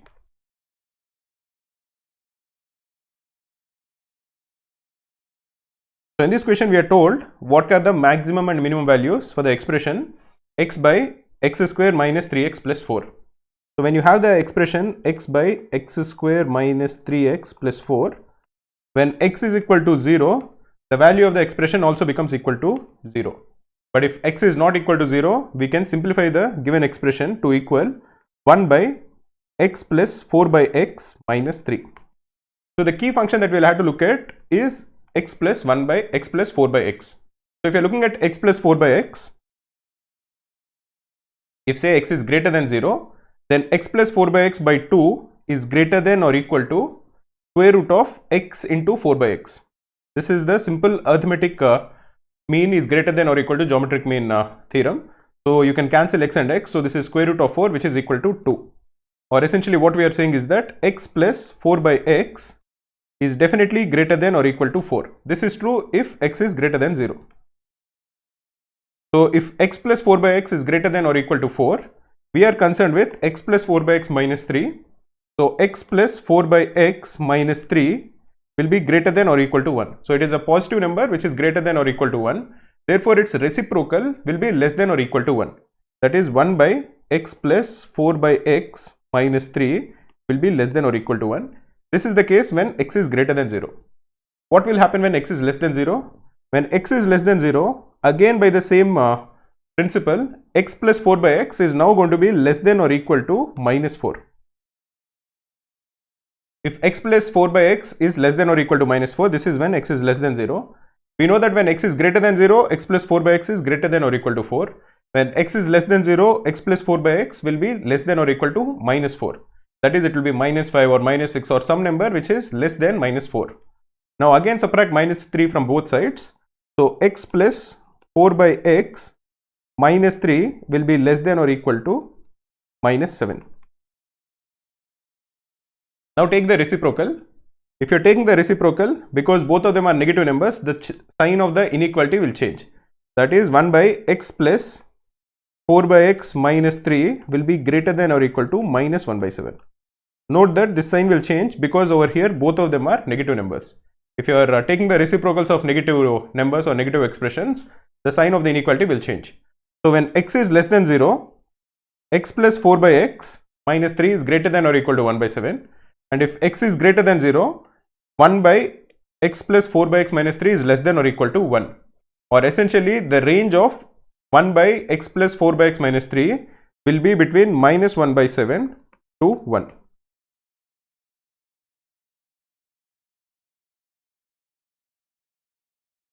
In this question we are told that sin A is equal to 1 by 4 cos A. We are also told that A lies between 0 and 90 degrees and we are required to calculate the value of tan 4A. So if you are looking at the equation that is given to us, it is given that sin A is equal to 1 by 4 cos A. Or if you bring the denominator to the other side, sin A into cos A is equal to 1 by 4, or 2 sin A into cos A is equal to 1 by 2.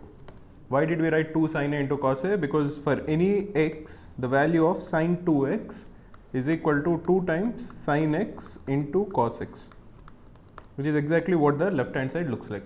So the left hand side, which is equal to 2 into sin A into cos A, is equal to sin of 2A, and this is equal to half. We know that when the angle is equal to 30 degrees, then sin 30 is equal to half, or this would imply that 30 degrees is equal to 2A, or the value of A is equal to 15 degrees. Therefore, the value of 4A is equal to 60 degrees, and the value of tan 4A is equal to tan 60 degrees. And what is the value of tan 60 degrees? It is equal to root 3, which is the answer. Google search Krakow Testnet mock series. Click on the link. You can attempt 5 mocks in the actual exam interface.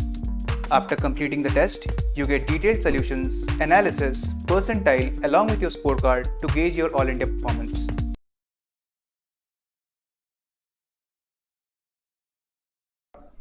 In this question we are told that in a school 200 students play at least one of the 3 games, football or cricket or hockey. So we know that this is a Venn diagrams question because a student can play either one of the 3 games or 2 of the 3 games or all the 3 games. So let us draw 3 overlapping circles, each of them representing the number of students who play a given sport. So the first circle represents all the students who are playing football. The second circle represents all the students who are playing cricket. And the third circle represents all the students who are playing hockey. We are told that 120 students play cricket, so this is 120. 60 students play football, so this is 60. And 80 students play hockey, so this is 80. We are told that 20 students play all the 3 games. So the overlap in the middle will be 20. We are asked to find out the number of students who play at least 2 sports. So let us assume that A number of students play exactly 1 sport. B number of students play exactly 2 sports, and C, which represents the number of students who play all the 3 sports, is given to us, and this equals 20. We are required to calculate the value of B plus C, which is equal to B plus 20. This is what we are required to calculate. What is the value of A plus B plus C? The value of A plus B plus C represents the total number of students, and this equals 200. We know that C is equal to 20, so the value of A plus B is equal to 180. Now if you are looking at it as the number of sports that are played, we know that 60 students play football. So 60 plus 120 students play cricket, plus 120 plus 80 students play hockey, plus 80, this will also equal A, because these A students play exactly one sport each, plus 2B, because these B students play two sports each, plus 3C, because these C students play three sports each. 3C will equal 3 into 20, which is equal to 60. So A plus 2B will equal 120 plus 180, because 60 will get cancelled on both sides. So this is equal to 200. So we have A plus B equal to 180 and A plus 2B equal to 200. Or the value of B is equal to 20 and the value of A is equal to 160. What are we required to calculate? We are required to calculate the value of B plus 20. So the value is 20 plus 20, which is equal to 40. This is the answer.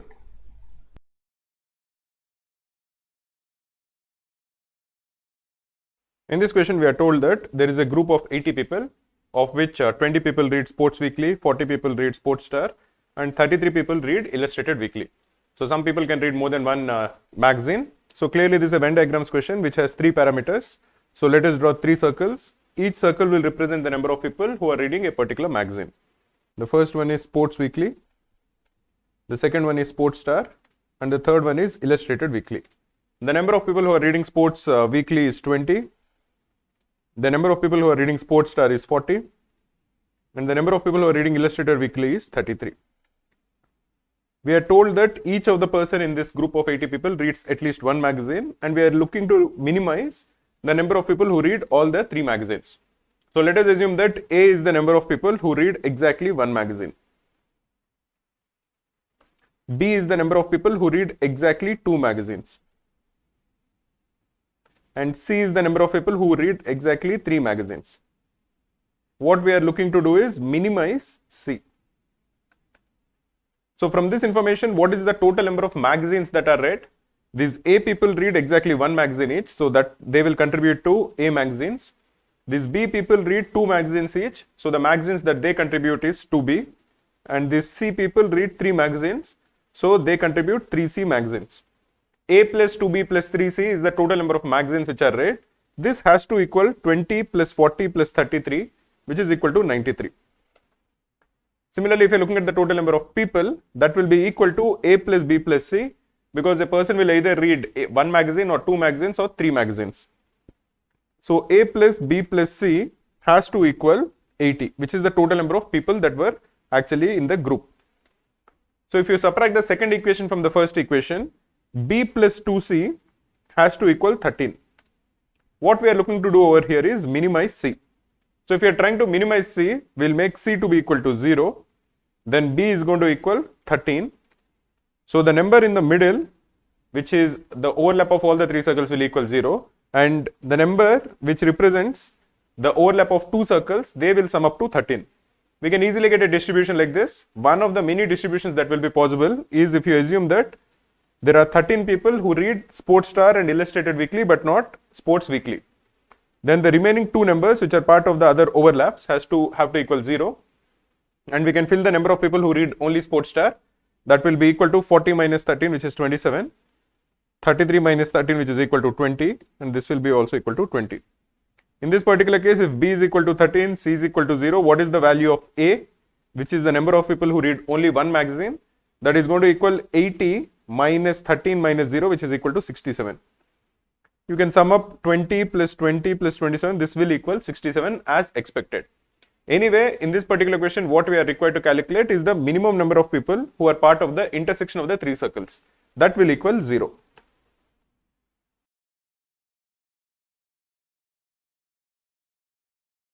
We are told that there are two different square halls, and to paint both the square walls, one has cost 6,000 and the other has cost 6,100. So let us assume that these are the two squares. This is one square and this is another square. This is just the ground. Let us assume that the length of the first square is L. We are told that the second square is 1 meter. The length of the other square is 1 meter greater than the first square. So this will be L plus 1, L plus 1, L plus 1 and L plus 1. The height of both the squares is the same. Let us assume that it is equal to h. So what is the surface area of the four walls of the first square hall? It will be L into h into plus L into h plus L into h plus L into h, which is 4 times L into h. Similarly, for the second square hall, because the length is L plus 1 and there are 4 walls, the total surface area of the 4 walls will be 4 times L plus 1 into H. We are told that to paint 1 square meter it costs 5 rupees. So to paint the first wall it is going to cost 5 times 4 LH, and to paint the second square wall, all the 4 walls of the second square hall, it is going to cost 5 times 4 into L plus 1 into H. We are told that the first one is equal to 6000 and the second one is equal to 6100. We are required to calculate the value of H. So we have two equations. This is the first equation and this is the second equation.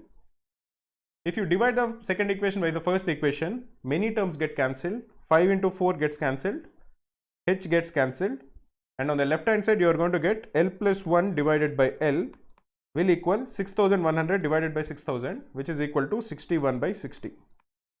You can cross multiply and you can find out that the value of L is 60. You can substitute the value of L in any one of the two equations. Let us substitute it in the first equation. So 5 into 4 into 60 into H is equal to 6000. 60 is 6000 divided by 100. So this is 100 over here. 5 into 4 is 20. So the value of the height is 100 divided by 20, which is equal to 5 meters. So the height of the two walls is 5 meters.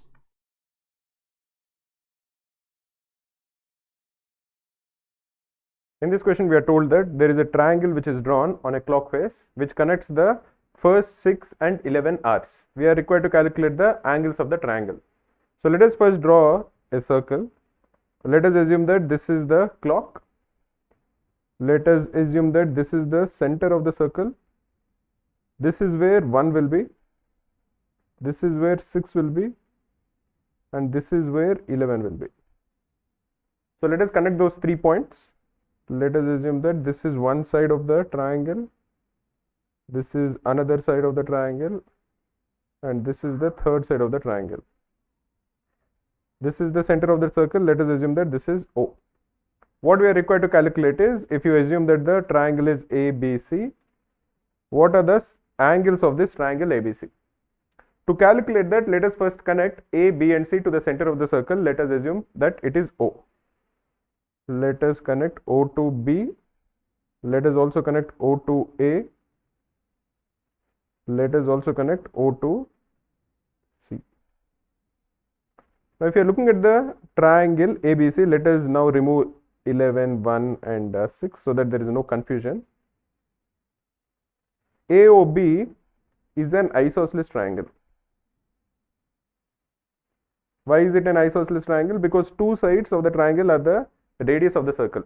Similarly, BOC is also an isosceles triangle because again two sides are the radius of the circle, and AOC is also an isosceles triangle. So we have three isosceles angles. Let us assume that the base angles over here are A and A, because in an isosceles triangle two sides will be equal and two angles will be equal. Let us assume that angle OBC is B. Therefore, angle BCO will also be equal to B. By symmetry, the angle ACO will also be equal to B, and angle CAO will also be equal to B. Why is that the case? Because this is 6, this is 11 and this is 1. 6 is equidistant from 11 and 1. So triangles BOC and AOC will be exactly the same in all angles and in all sides. Angle AOB will be different because the distance between 11 and 1 is different. Now we can easily calculate the angles A and B.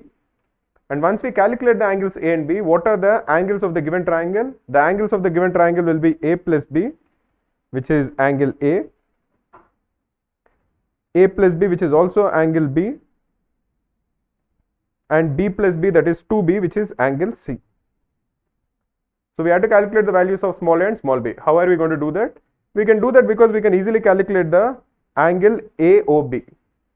This is the angle between the 11 hour and the 1 hour.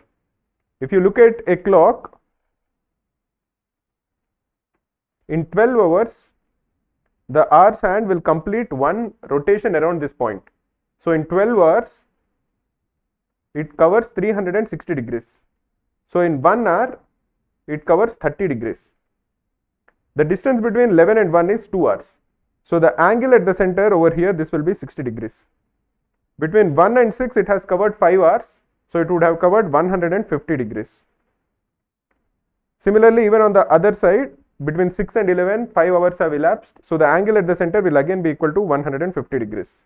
Why is this important? Because 150 degrees plus b, that is 150 degrees plus 2b is equal to 180 degrees. That is the total angles in the triangle BOC.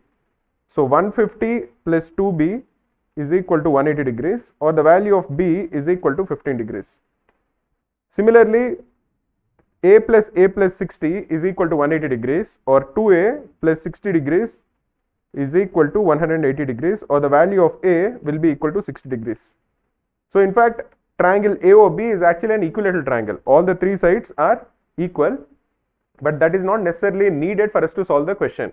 We figured out that a is equal to 60 degrees and b is equal to 15 degrees. So now the three angles are a plus b, which is 75 degrees, a plus b, which is again equal to 75 degrees, and 2b, which is equal to 30 degrees. So the three angles of the triangle A, B and C are 75, 75 and 30, which is option A.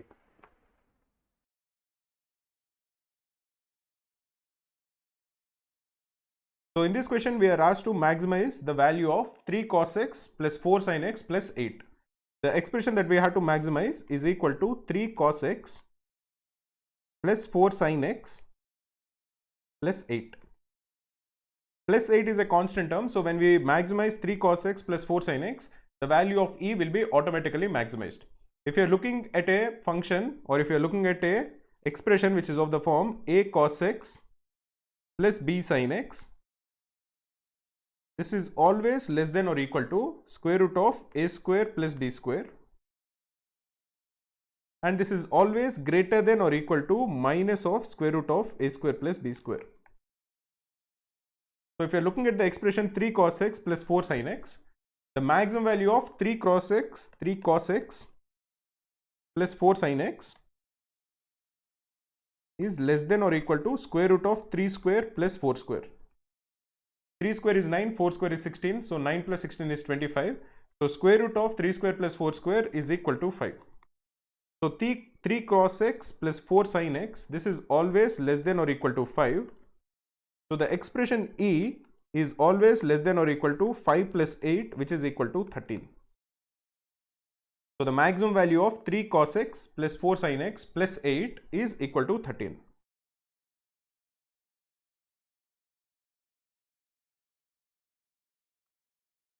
In this question, we are given 10 digits. The odd digits that are given are 3, 5, 7, 5 and 3.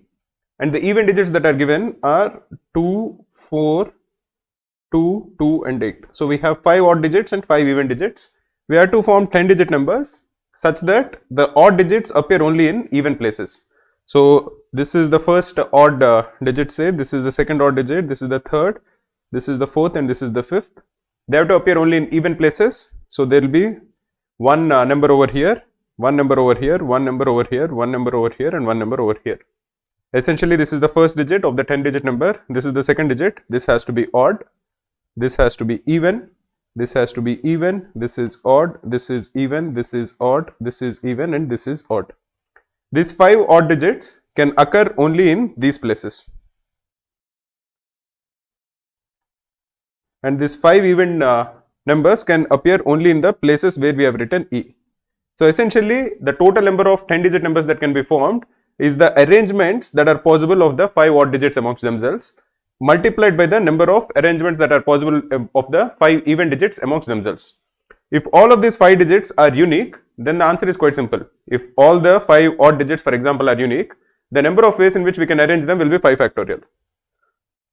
But over here we have 3 repeated 2 times and 5 repeated 2 times. Similarly, if all the even numbers are unique, the number of ways in which we can arrange them will be 5 factorial. But over here we have 2 which is repeated 3 times. In general, if you are given a set of n digits which have some repetitions, suppose there are 3 A's, there are say 2 B's and all the remaining are say unique, and there are a total of say n digits over here. Then the number of ways in which we can arrange them will be n factorial, divided by, because A is repeated 3 times, 3 factorial, B is repeated 2 times, so 2 factorial, and if there is any other digit which is again repeated, and if say it is repeated 3 times, then we again divide it by 3 factorial and so on. So in the first case, we have 5 odd digits in which 3 is repeated 2 times and 5 is repeated 2 times. So the number of ways in which we can arrange them will be 5 factorial, which is the total number of digits, divided by 2 factorial into 2 factorial. 1 2 factorial is because 3 is repeated 2 times, and 1 2 factorial is because 5 is repeated 2 times. Similarly, the number of ways in which we can arrange the 5 even digits will be again into 5 factorial, divided by, because 2 is repeated 3 times, 3 factorial. So the correct answer will be 5 factorial whole square divided by 3 factorial into 2 factorial whole square, which is option D.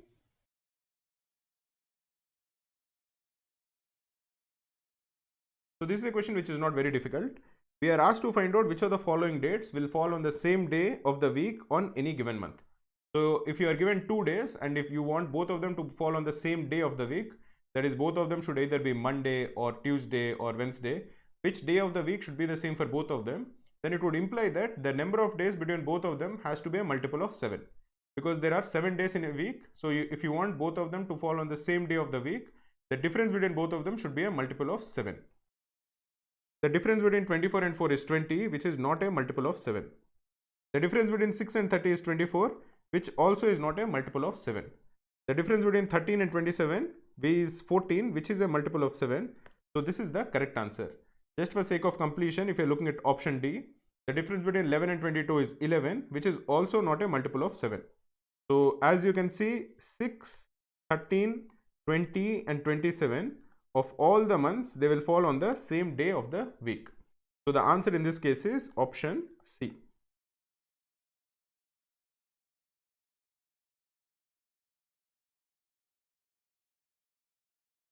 In this question, we are told that Vijay borrows 10,000 rupees from Akram at 8% simple interest. So Vijay borrowed 10,000 rupees and the interest rate is 8% simple interest. And it is also given that the duration of the loan is 2 years. So how much should Vijay repay at the end of 2 years?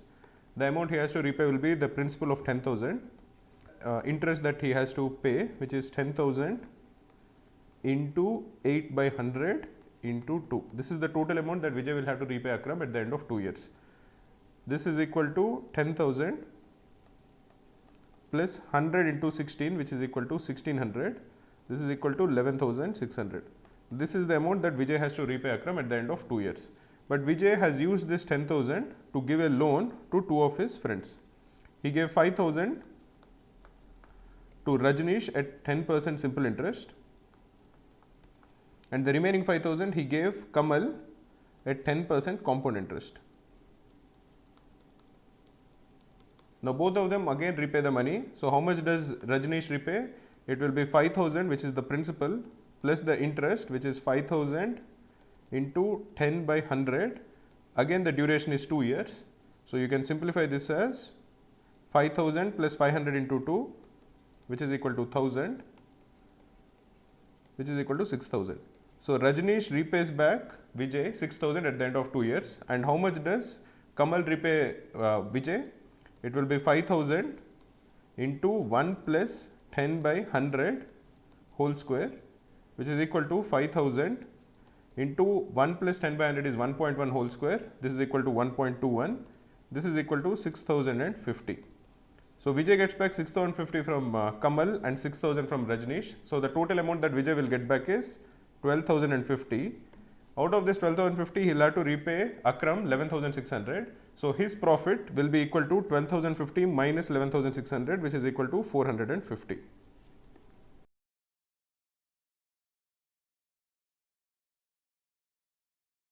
In this question, we are told that some students in a commerce class took a test. The average of all the men is given to be equal to 70, and the average of all the women is given to be equal to 83. The average of the entire class is told to be equal to 76. We are required to calculate the ratio of the men to women in the class.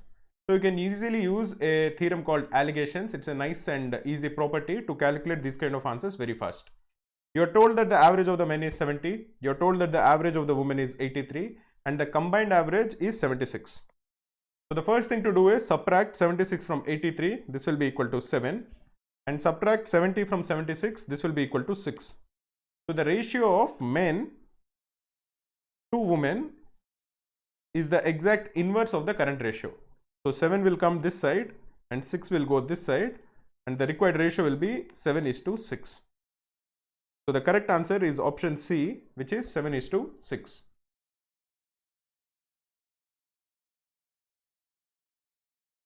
So in this question it is mentioned that Surya covered 500 meters. How much time will it take to cover 500 meters if he is running at 25 kilometers per hour? So the first thing you should do is convert 25 kilometers per hour into meter per second. Now how are you going to convert a speed which is given in kilometers per hour into meters per second? You have to multiply it with 5 by 8. So 25 kilometers per hour is equal to 25 into 5 by 18 meter per second. Or this is equal to 125 by 18 meter per second. This is the speed of Surya. So every second he is covering 125 by 18 meters. So how much time will it take to cover 500 meters? We know that the time taken is equal to distance that has to be covered divided by the speed. Always ensure that the units are in the same format. Here you have meters, so you want the units of speed also to be meter per second and not kilometers per hour. That is the reason you have converted it from kilometers per hour to meter per second. So what is the time taken? The time taken will be equal to 500 meters divided by speed, which is 125 divided by 18. So as 18 is in the denominator of the denominator, it will come to the numerator. So this will equal 500 into 18 divided by 125. 500 by 125 is 4. 4 into 18 is equal to 72 seconds. So the time taken for Surya to cover 500 meters is 72 seconds. Google search Krakow CMAT mock test series. Click on the link. You can attempt 1 free mock and 5 paid mocks in the actual exam interface. After completing the test, you get detailed solutions, analysis, percentile along with your scorecard to gauge your All India performance.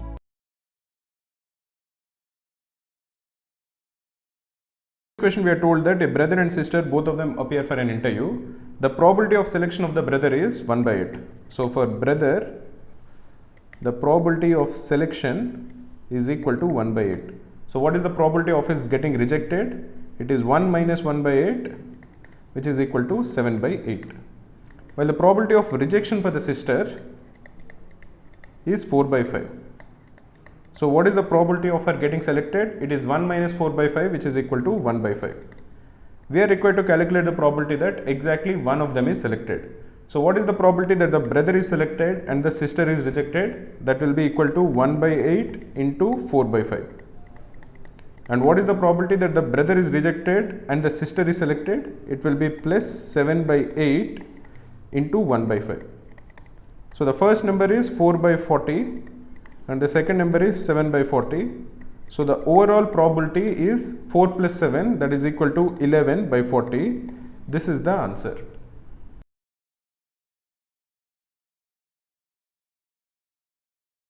In this question we are given 4 options and we are required to find out which of the following sets of numbers can be used as the lengths of the sides of a triangle. If you are given 3 numbers A, B and C in ascending order, that is A is less than or equal to B is less than or equal to C, the 3 sides will be the sides of a triangle if and only if the sum of the smaller 2 sides, that is A plus B, is strictly greater than the largest side, that is C. So for ABC to be part of the sides of a triangle, the sum of the 2 shorter sides has to be strictly greater than the largest side. If you are looking at option A, 5 plus 7, because 5 and 7 are the 2 smaller sides, is equal to 12, which is exactly equal to the length of the third side. So this is not possible. You want the sum of the 2 smaller sides to be greater than, not equal to. If you are looking at the second option, the sum of the 2 shortest sides is 5 plus 7, which is again equal to 12. This is strictly greater than 9. So this is a possible triplet. If you are looking at option C, 7 plus 9 is equal to 16, which is less than 17. So even these 3 cannot be the sides of a triangle. Finally, if you are looking at option D, 2 plus 4 is equal to 6, which is again less than 10. So even these three cannot be the three sides of a triangle. So the correct option is option B.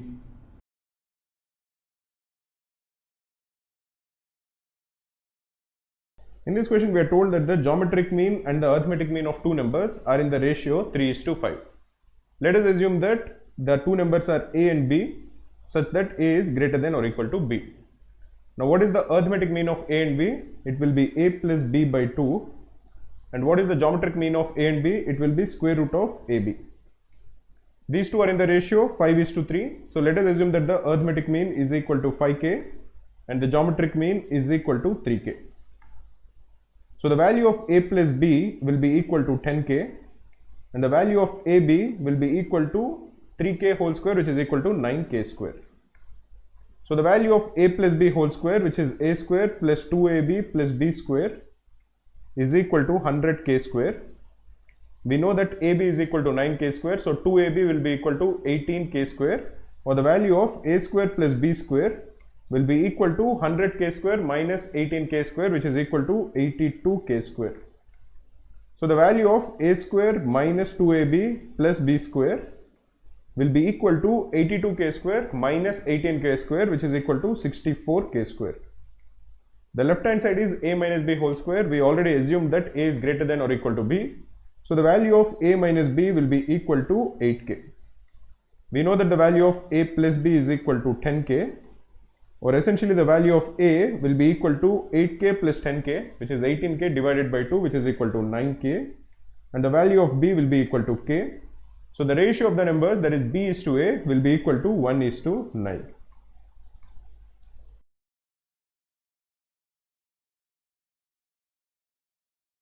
In this question, we are told that f of x is equal to x cube minus 4x plus p.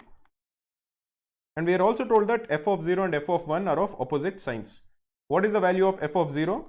You will get the value of f of 0 by substituting the value of 0 in the place of x in f of x.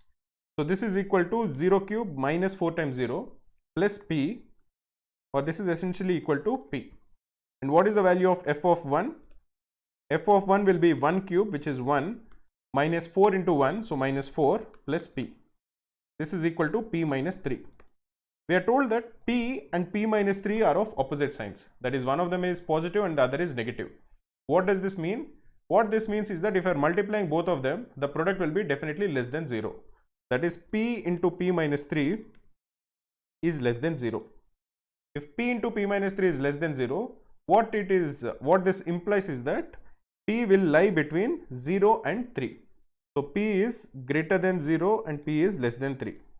In general, if you are having a quadratic equation which is of the form x minus a into x minus b is less than 0, it would imply that x has to lie between a and b, if you are assuming that a is less than b.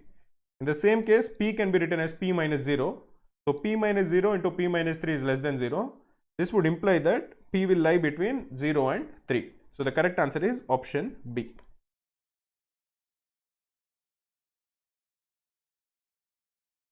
Okay, let us try to answer this question.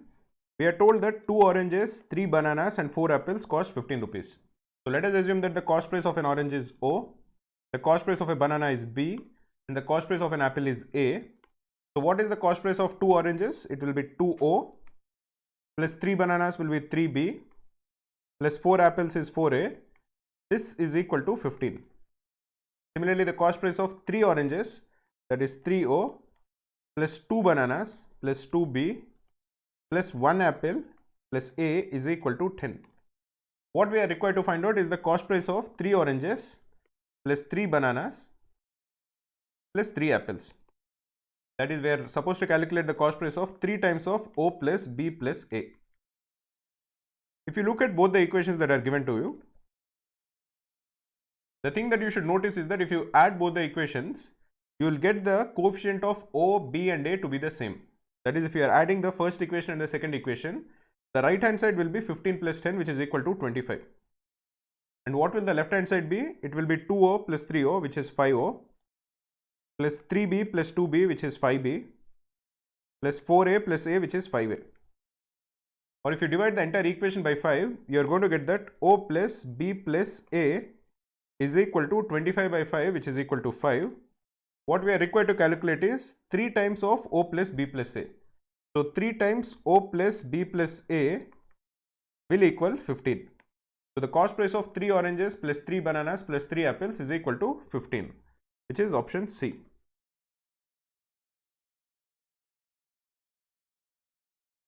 In this question, we are told that 5 years ago, the average age of A, B, C and D is 45 years. By including X in the present lot, the present age changes to 49 years and we are required to calculate what is the present age of X. So 5 years ago, if you are looking at the 4 people, A, B, C and D, their average age is 45 years. But this is 5 years ago. What would their present age be if you are looking only at this 4 people? All 4 of them would have aged by 5 years. So the present age of A, B, C and D, the present average age will be 50 years.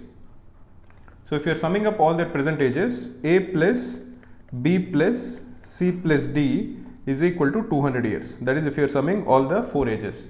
But if you are adding X to the present lot, then the average age of the 5 people becomes 49.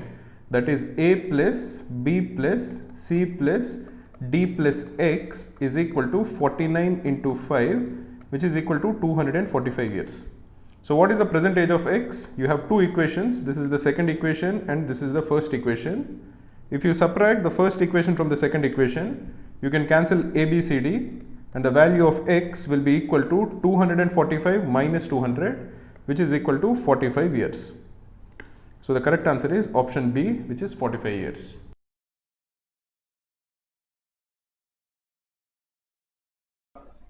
In this question, we are asked to find out the remainder when 3 to the power 85 is divided by 51. So we'll write 3 to the power 85 as 3 to the power 84 into 3.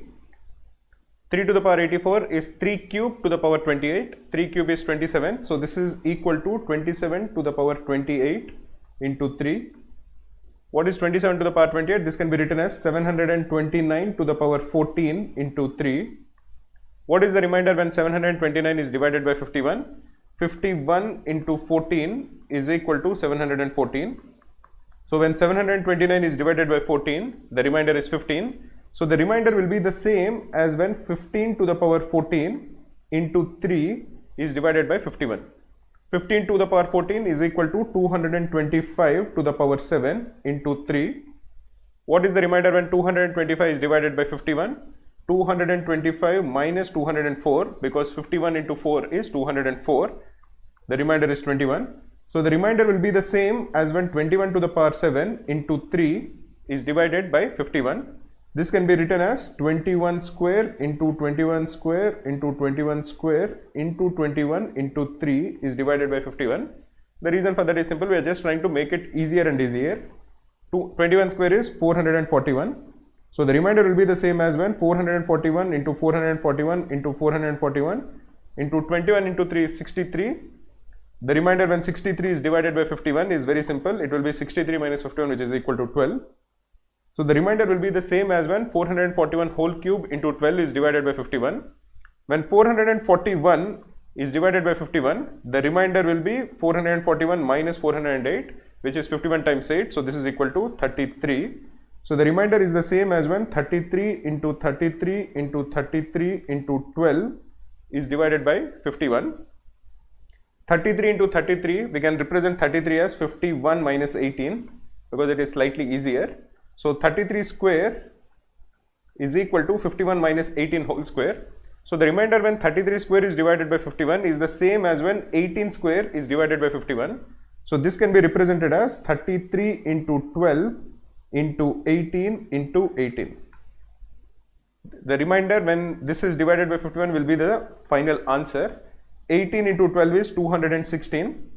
When you divide 216 by 51, 216 minus 204 is equal to 12. So 33 into 12 into 18, we are required to calculate the final remainder when this is divided by 51. Again 18 into 12 is 216.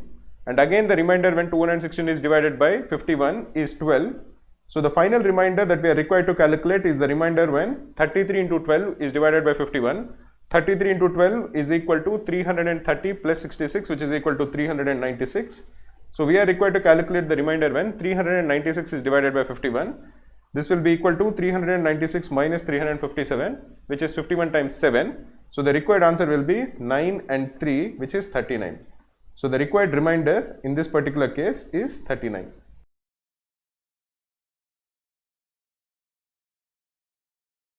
The percentages of Ram and Shyam are in the ratio 6:7. So if you are looking at Ram's age and Shyam's age, their percentages are in the ratio 6:7. So let us assume that Ram's percentage is 6x and Shyam's percentage will be 7x. 14 years ago, the ratio of their ages was 4:5. 14 years ago, what is the age of Ram? It will be 6x minus 14. And what will the age of Shyam be? It will be 7x minus 14. These two are in the ratio 4:5. So 6x minus 14 divided by 7x minus 14 is equal to 4 by 5. So let us cross multiply, that is 6x minus 14 into 5 will equal 30x minus 70. This is equal to 7x minus 14 into 4. So this will equal 28x minus 56. Or if you simplify, this will equal 2x is equal to 70 minus 56, which is equal to 14, or the value of x is equal to 7. We are required to find out the ratio of their ages 21 years from now. 21 years from now, what will the age of Ram be? It will be 6x plus 21, and the age of Shyam will be 7x plus 21. We know that x is equal to 7. So Ram's age will be 6 into 7 plus 21. This is equal to 42 plus 21. This is equal to 63. Similarly, Shyam's age will be 7x plus 21. So that will equal 7 into 7 plus 21, which is equal to 49 plus 21. This is equal to 70. So the ratio of their ages 21 years from now will be 63:70. If you divide both of them by 7, you will get the ratio to be equal to 9:10. This is the answer.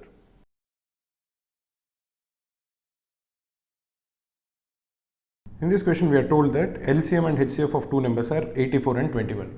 We are also told that the ratio of the two numbers is 1:4, and we are required to calculate the larger of the two numbers. As the ratio of the two numbers is given to be equal to 1:4, let us assume that both the numbers are x and 4x. We are given the LCM and the HCF of two numbers. What we know is that if the LCM and HCF of two numbers, say a and b, are equal to L and H, the product of the two numbers, that is a into b, is always equal to the product of their LCM and HCF. If you take any two numbers, you find their LCM, you find their HCF, then the product of the LCM and the HCF will be the same as the product of the two numbers. So in this particular case, if you are looking at the product of the two numbers, x into 4x will equal 84 into 21. Or you can simplify this as x square is equal to 21 square, because 84 divided by 4 is also equal to 21. Or the value of x is equal to 21, and the two numbers will be x and 4x. So the two numbers will be 81 and 21 and 84 themselves. So the larger of the two numbers will be 84, which is the answer.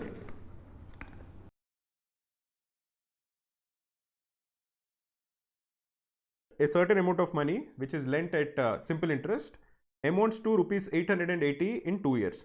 So simple interest, the money has been lent, and at the end of 2 years, the amount becomes rupees 880. And at the end of 3 years, the amount becomes equal to rupees 920. So what is the simple interest for 1 year? The simple interest for 1 year is equal to 920 minus 880, which is equal to rupees 40. So every year the simple interest that is accruing is rupees 40. So what is the simple interest for 2 years? The simple interest for 2 years will be rupees 80. What we are told is that the amount at the end of 2 years is 880, out of which the simple interest will be rupees 80. So what is the principal? The principal will be 880 minus 80, which is equal to rupees 800. So the value of the sum of the money, which is the principal, is rupees 800, which is option D. Google search Krakow free CAT mocks. Click on the first link. You can attempt 3 latest CAT mocks in the actual exam interface. After completing the test, you get detailed solutions, analysis, percentile along with your scorecard to gauge your all-India performance. Click on the solution to get video solutions from our expert faculty.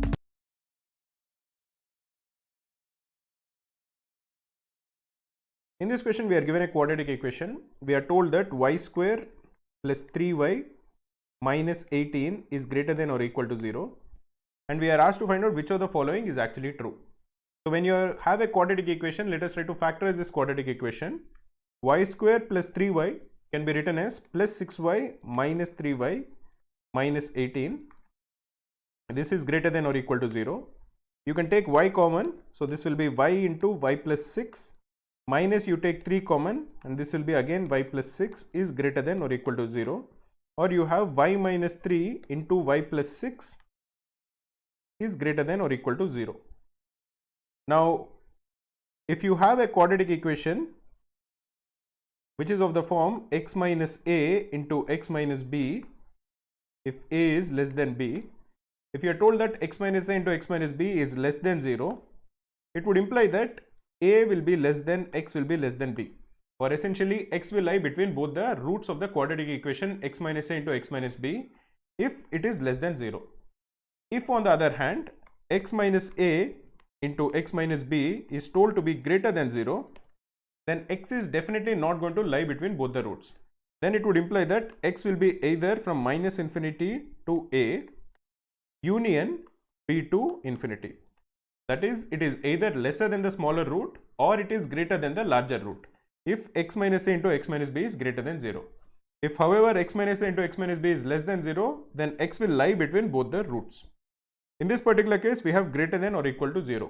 And what are the two roots? The two roots are minus 6 and 3. So either y is less than or equal to minus 6 or y is greater than or equal to 3. So the correct answer is option D.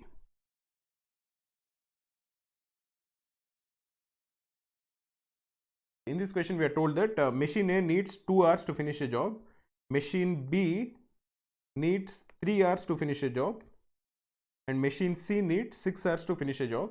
If all three of them are working together, how much time will they take to finish the job? There are many ways in which you can answer this kind of questions. What I normally do is that I assume the total work that needs to be done to be equal to the LCM or the least common multiple of 2, 3 and 6. I want this total work done to be some multiple of 2, 3 and 6. In this particular case, we realize that 6 is a multiple of 2, 3 and 6. So we'll make this to be the total work that needs to be done. A finishes this 6 units work in 2 hours. So in 1 hour, how much work does A do? A will do 3 units of work per hour. Similarly, B takes 3 hours to finish 6 units of work. So how much work will B do in 1 hour? The amount of work that B will do will also be equal to 6 divided by 3, which is equal to 2 units of work per hour. And C takes 6 hours to finish 6 units of work. So in 1 hour, C will do 1 unit of work per hour. Now if all three of them are working together, what is the total amount of work that they'll do in 1 hour? It will be 3 plus 2 plus 1, which is equal to 6 units of work per hour. And what is the total work that needs to be done? That is also equal to 6 units. So if all of them are working together, they finish 6 units in 1 hour. So the total time that is required to finish the job will be 6 divided by 6, which is equal to 1 hour. So the answer in this case is option C, which is equal to 1 hour.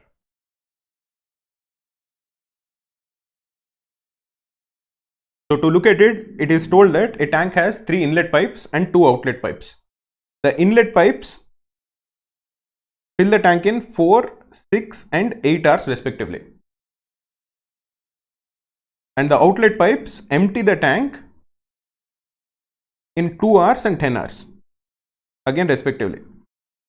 We are told that the tank was initially empty and all the pipes are opened, and how much time will it take to fill the tank.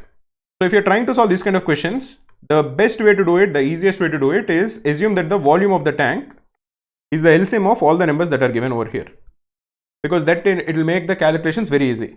What is the LCM of all the numbers that are given here? LCM of 4, 6 and 8 is 24. LCM of 2 is also a factor of 24, and LCM of 24 and 10 is 120. So LCM of all the numbers, so let us assume that the volume of the tank is 120 liters. Therefore, the inlet pipes per hour, how much water do they fill?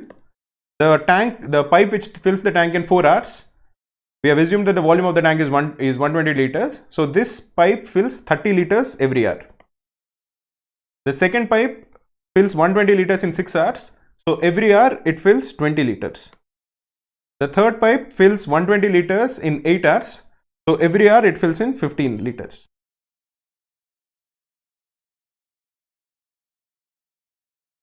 Now if you're looking at the outlet pipes,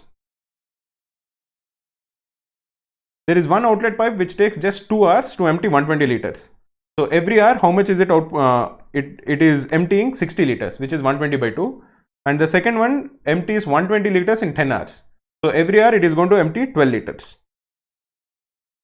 So if all the pipes are open, the inlet pipes fill in 30 plus 20 is 50, plus 15 is 65 liters. And the outlet pipes empty 60 plus 12, which is 72 liters. So as you can see, the amount of water that is being filled in is only 65 liters per hour. But the amount of water that can be potentially emptied out is 72 liters. What this would imply is that there is no way the tank is getting filled, because the outlet pipes are removing more water than is being filled in. So the correct answer is none of the above. This will help you understand how to approach these kind of questions. Just figure out that the volume is the LCM of the time. If you are given either hours or days, that okay, A can do this job in 10 days, B can do it in 15 days, then take the LCM of 10 and 15 for the total work that needs to be done. In this particular case, we are told that pipes take 4 hours, 6 hours and 8 hours to fill a tank. So assume that the volume is the LCM of all those times. This way, solving questions will become very easy.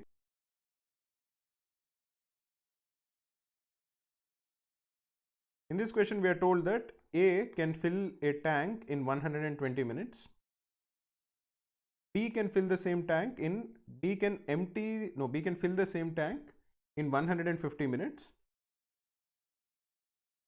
There is an outlet tap C, and if all the 3 pipes are open together, that is if you have A open, B open, A and B are filling and C is emptying, then the tank will be filled in 100 minutes. We are required to find out how much time will be taken by C to empty a tank which is completely full. So to solve these kind of questions, it is always important to assume the volume of the tank to be equal to the LCM of these numbers, which is 12, which is 120, 150 and 100.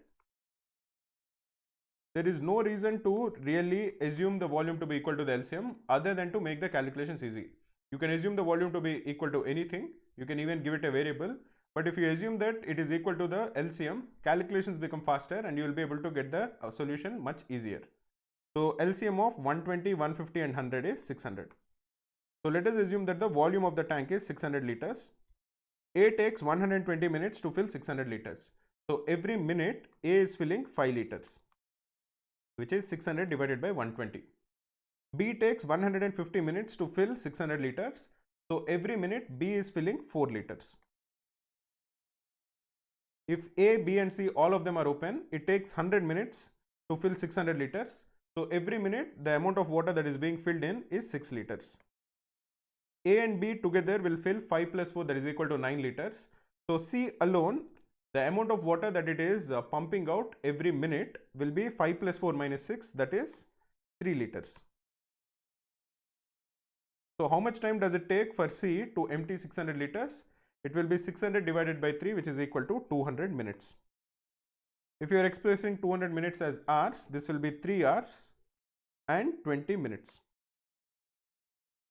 Because 3 hours is 180 minutes, 200 minutes will be 3 hours and 20 minutes. So the correct answer is option A.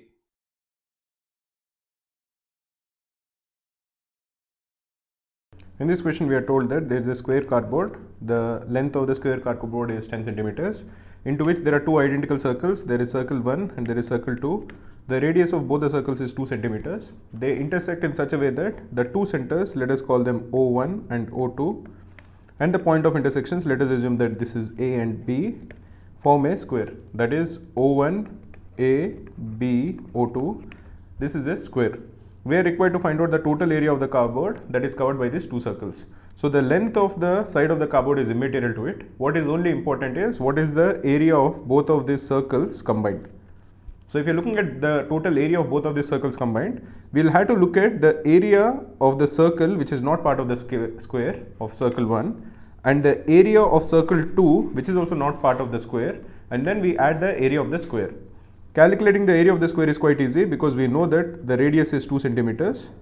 So area of the square will be the square of the radius, which is equal to 4 centimeters.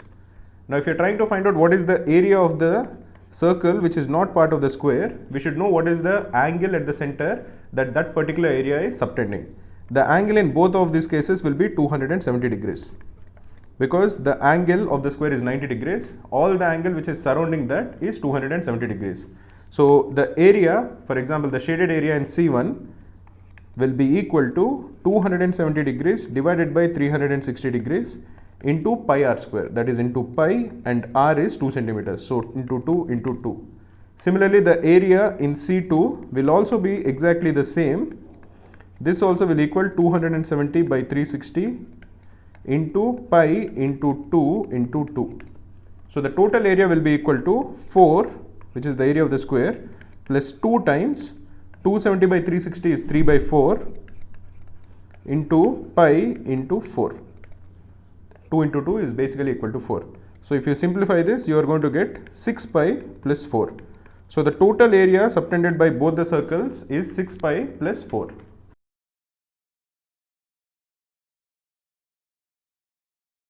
So if you're looking at a clock and if you're looking at the 12 hours around a clock, the first time both of the hands start exactly at the same point at 12 o'clock.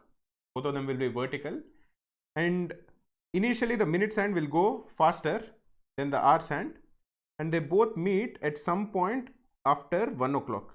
So around 1:05 they meet for the first time, then they meet at around 2:10, then they meet at around 3:15, and so on. So if you're looking at the number of times that they meet in 12 hours, it will be 11 times. They'll meet initially at say around 1:05, then 2:10. Approximately, you can calculate the exact time, but this is roughly where they'll meet.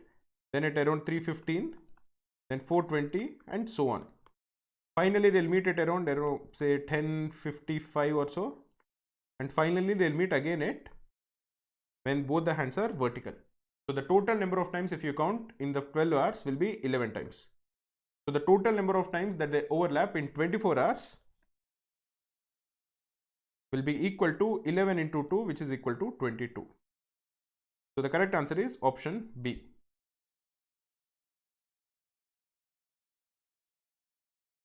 In this question, we are told that there are 10 students in a class and the average weight of these 10 students is 54.5 kg. So the total weight of these 10 students is equal to 545 kgs. After this, 5 students have joined the class and the weights of the 5 students are 89, 46, 82, 93 and 60. First, the 82 kg student has joined. So the total weight will be 545 plus 82, which is 627. And now there are 11 students. So the average weight will be 627 divided by 11, which is equal to 57 kgs. We are told that after every student that has joined, the average weight is still a natural number. So the next student who joins, the total weight will become equal to 627 plus x. The number of students will become 12. So this has to be a multiple of 12. 627 when divided by 12, the remainder is plus 3. So the remainder when x is divided by 12 has to be plus 9. Because then the total will become equal to 12 and then it will be a natural number when divided by 12. When 89 is divided by 12, the remainder is 5. So this is not the number that is added. When 46 is divided by 12, the remainder is 10. So this also is not the correct answer. When 93 is divided by 12, the remainder is 9. So this can be the correct answer. When 60 is divided by 12, the remainder is 0. So this also is not the value of x. So the next student who was added is 93. And the total becomes equal to 720. There are 12 students. So the average weight is 60 kgs, which is again a natural number. Now we are left with 3 students, 89, 46 and 60. Who joined next? If you call that person's weight to be y, the total weight becomes equal to 720 plus y. There are 13 students. So 720 plus y should be a multiple of 13. When 720 is divided by 13, the remainder is plus 5 because 715 is a multiple of 13. So when y is divided by 13, the remainder has to be plus 8. When 89 is divided by 13, the remainder will be 11. When 46 is divided by 13, the remainder is 7. When 60 is divided by 13, the remainder is 8. So this is the number that was added next. and the total becomes 780, and there are 13 students. The average weight remains 60 kgs. Now we are left with only 2 students whose order we have to figure out. The next person, when he is added, the total weight becomes equal to 780 plus Z. There are 14 students now. So 780 plus Z should be a multiple of 14. When 780 is divided by 14, the remainder is plus 10. Therefore, when Z is divided by 14, the remainder has to be plus 4. When 89 is divided by 14, the remainder is plus 5. And when 46 is divided by 14, the remainder is plus 4. So the next number which was added is 46, and the total becomes equal to 826. There are 14 students. So the average weight is 826 divided by 14. This will be equal to 59 kgs. Next, the 89 kgs guy was added. So the total becomes equal to 915. There are 15 students and the average weight is 61 kgs. So what is the average weight after the 4th student joined? That will be 59 kgs.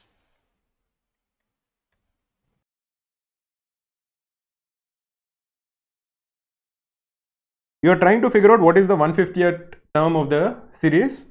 The series given to us is A is repeated once, which is the first alphabet. B, which is the second alphabet, is repeated 2 times. C, which is the third alphabet, is repeated 3 times. D, which is the 4th alphabet, is repeated 4 times, and so on. So if you are looking for the nth alphabet, which is the 150th letter, then what will be the 150th alphabet? You will have to sum up the numbers of the first n natural numbers. So you want the nth alphabet to the sum of the first n natural numbers to be greater than 150, and the sum of the n minus 1 alphabets, n natural numbers to be greater than 150, and you want the sum of n minus 1 natural numbers to be less than 150. If you are able to figure out a natural number like that, then you know that that will be the alphabet which will be the 150th letter.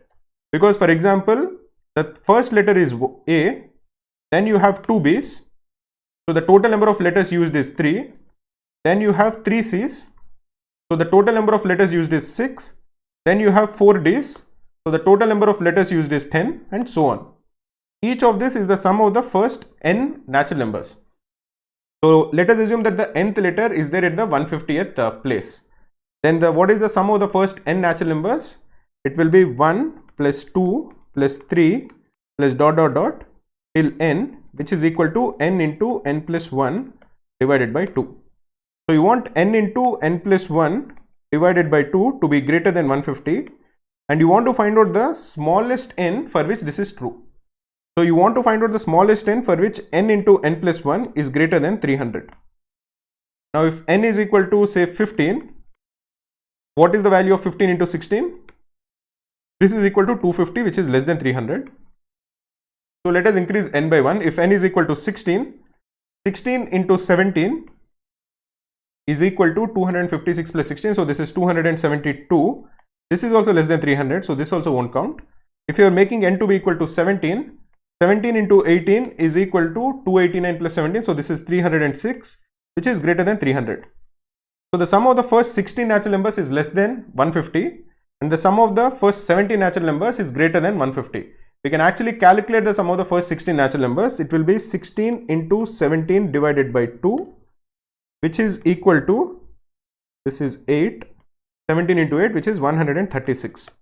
And what is the sum of the first 17 natural numbers? It will be 17 into 18 divided by 2. So that is 17 into 9, which is 153. So the 136th letter will be the 16th letter, which is P, and after that Q is repeated 17 times. Q is the 17th letter, and after Q is over, the total number of letters used is 153. So the letter which comes in the 150th place is Q.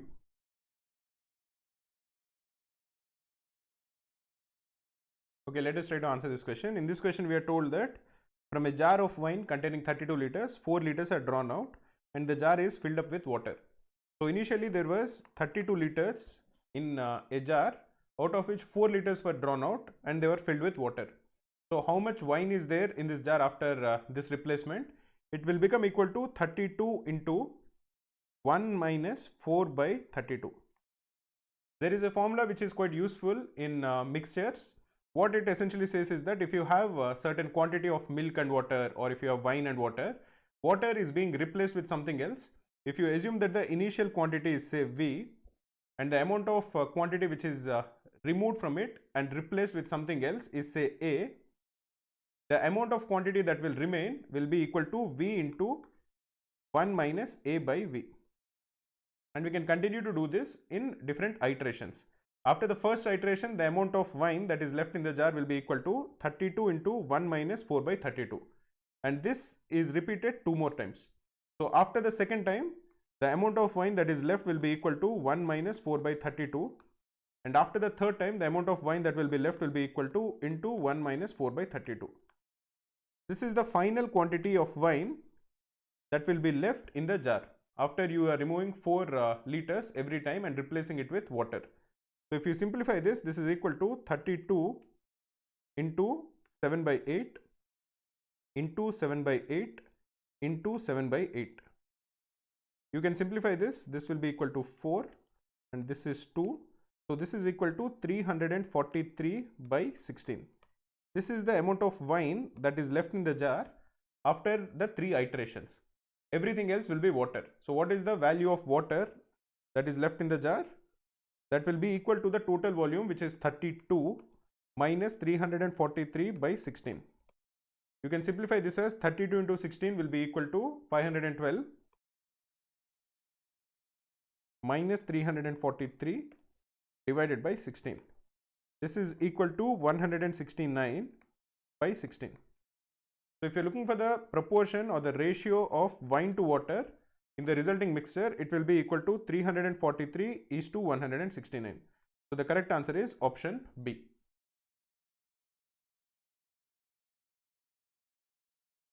In this question, we are told that there is a circle of radius 6 centimeters. So let us assume that this is the circle and there is an arc AB. So let us assume that this is A and this is B. This arc is making an angle of 114 degrees at the center. Let us assume that this is the center O. Let us join A and B to O. So we are told that angle AOB is 114 degrees. We are required to calculate the value of angle ABO. So we are told that angle AOB is 114 degrees. We are required to calculate the value of angle ABO. If you are looking at the triangle AOB, AO is the radius, it is equal to 6 centimeters. BO is also the radius, so it is also equal to 6 centimeters. So triangle ABO is an isosceles triangle as 2 of the sides are the same. So this would imply that angle ABO will be equal to angle BAO. So this will also be equal to x. And we know that the sum of all the angles in a triangle is equal to 180 degrees. So x plus 114 will equal 180. So this would imply that 2x is equal to 180 minus 114, which is equal to 66, or the value of x is equal to 33 degrees. So angle ABO will equal 33 degrees. So the correct answer is option D. We at Krakow provide all the previous year CAT papers along with many other MBA examinations such as IIFT, XAT, SNAP, MAT, CMAT, TEST and PGDBA in the actual exam format. You can attempt them as a test and get a detailed analysis of your performance or download them as PDFs.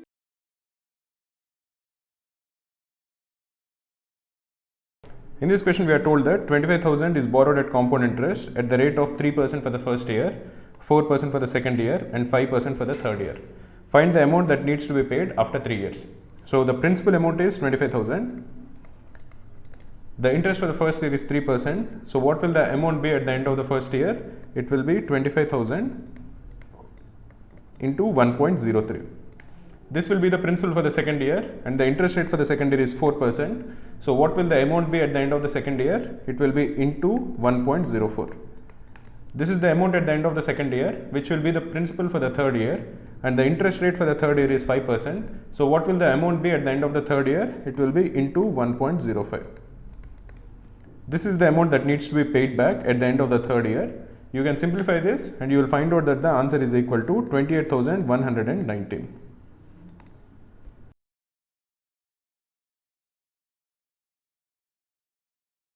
In a 1000-meter race, Rahul reaches the finishing line 5 seconds before Raj and beats Raj by 50 meters.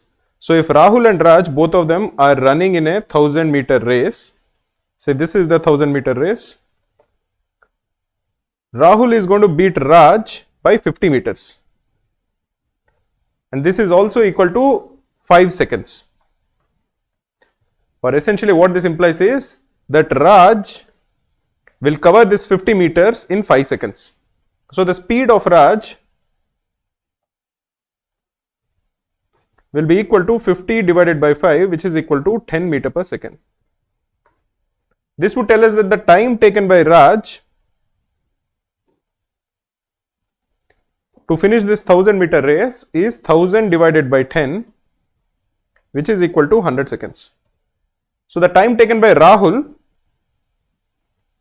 will be 95 seconds, because remember that he has beaten Raj by 5 seconds. So Rahul finishes the 1000-meter race in 95 seconds. Therefore, his speed will be 1000 divided by 95. If you divide the numerator and denominator by 5, this is equal to 200 divided by 19, which is equal to 10 by 19 meter per second.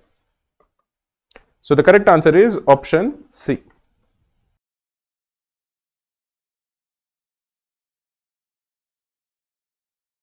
Given y is a natural number, how many values of y are possible for y square minus 5y plus 5 to the power y minus 8 into y plus 6 is equal to 1. So we are told that y is a natural number and we are required to find out what are all the different values of y, or how many values of y satisfy this given equation. So there are two possibilities over here. If you are told that a to the power b is equal to 1, then one possibility is that b is equal to 0, or the second possibility is that a is equal to 1. So let us consider both the cases over here. So if you are considering the first case where the number in the power is equal to 0, it would imply that y minus 8 into y plus 6 is equal to 0. We know that y is a natural number, so y has to be positive, so y plus 6 cannot be equal to 0. It would imply that y minus 8 is equal to 0 or y is equal to 8. The second case is that the number in the base is equal to 1. This would imply that y square minus 5y plus 5 is equal to 1, or y square minus 5y plus 4 is equal to 0. This would imply that y minus 4 into y minus 1 is equal to 0, or the value of y will be either equal to 1 or equal to 4. So the different possibilities for y is that y is either equal to 1 or 4 or 8. So the correct answer is 3.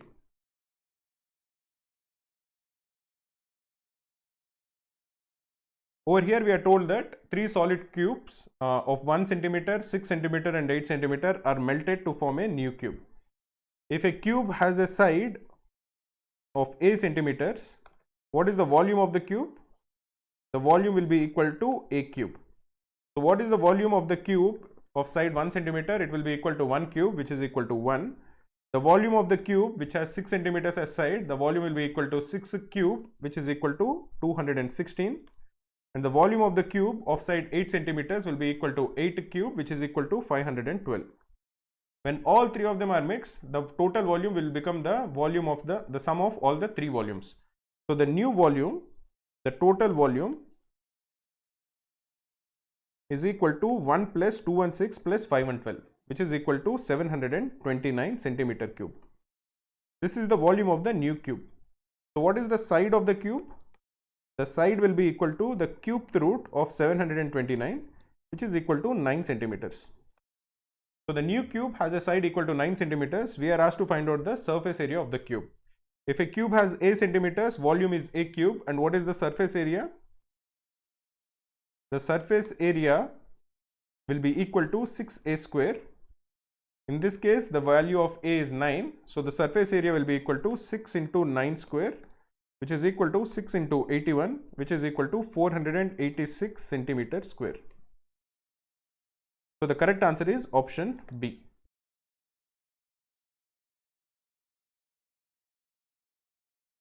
In this question, we are told that father's age plus daughter's age, both of them add up to 55. So you have father's age plus daughter's age, both of them will add up to 55. And the daughter's age is the reverse of the father's age. So if you assume that the father's age is say AB, this will equal, the value will equal 10A plus B. Then the daughter's age is BA, where the digits are reversed. So this will equal the value 10B plus A. So if you are summing up the father's age and the daughter's age, it will be 10A plus B plus 10B plus A, which is equal to 11A plus 11B. This we are told is equal to 55. Or if you divide the entire equation by 11, the value of A plus B is equal to 5. Now what we are told is that the difference between their ages is greater than 10. How old is the daughter? You have A plus B to be equal to 5. You know that the father is definitely older than the daughter. So A will be greater than B. So what are the different possibilities for A and B? A can be 4 and B can be 1. So the father's age will be 41 and the daughter's age will be 14. Or A can be 3 and B will be equal to 2. So father will be 32 and daughter will be 23.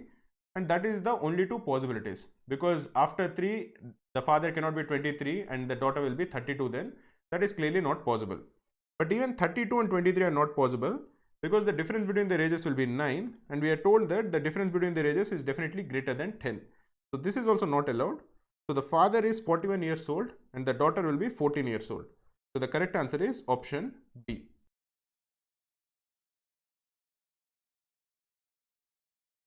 In this question we are told that x is to y is equal to 2 is to 3 and we are required to calculate the ratio of 3x plus 2y is to 2x plus 5y. So as x is to y is equal to 2 is to 3, let x be equal to 2k and let y be equal to 3k. Then what is the value of 3x plus 2y? 3x plus 2y will become equal to 3 into 2x. So that is 3 into 2k plus 2y, that is 2 into 3k. So the numerator will be equal to 6k plus 6k, which is equal to 12k. This is the numerator. And the denominator is 2x plus 5y. What is the value of 2x plus 5y? 2x will be 2 into 2k plus 5y will be 5 into 3k. This is equal to 4k plus 15k, which is equal to 19k. So the required ratio is 12k is to 19k. You can cancel k on both sides, so the required ratio is 12 is to 19, which is the answer.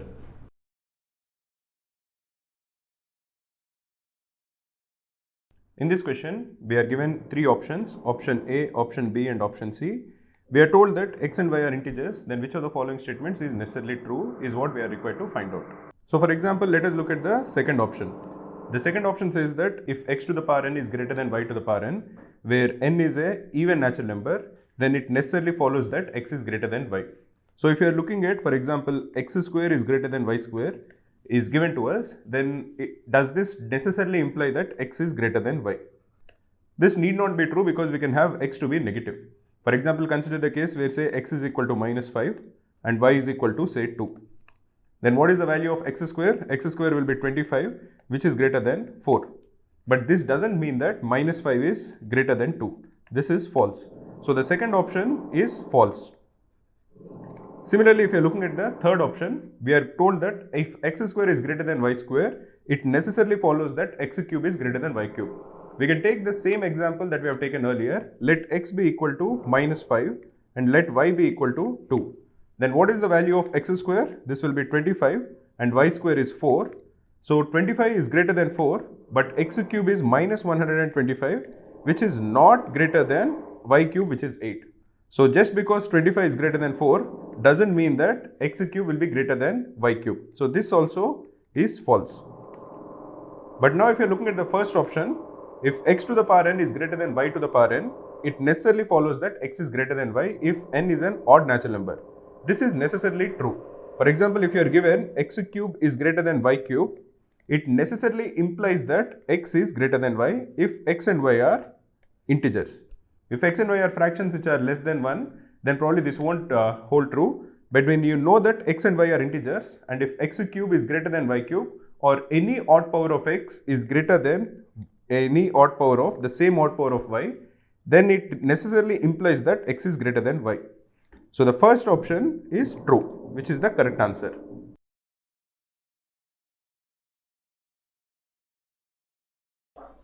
In this question, we are told that a principal of 5,000 at a compound interest of 5% per annum, the compound interest is 788. We are required to calculate the time period of investment. Let us assume that the time period of investment is N, the principal is 5,000, the rate of interest is 5% per annum. So what is the amount at the end of N years? It will be 5,000 into 1 plus 5 by 100 whole to the power N. This will equal the principal, which is 5,000, plus the compound interest, which is 788. 1 plus 5 by 100 is 1 plus 1 by 20, which is 21 by 20. So 5,000 into 21 by 20 whole to the power n is equal to 5788. Or 21 by 20 to the power n is equal to 5788 divided by 5,000. Using this equation, we can calculate using the calculator that the value of n will be equal to 3 years. So the time period of investment is 3 years.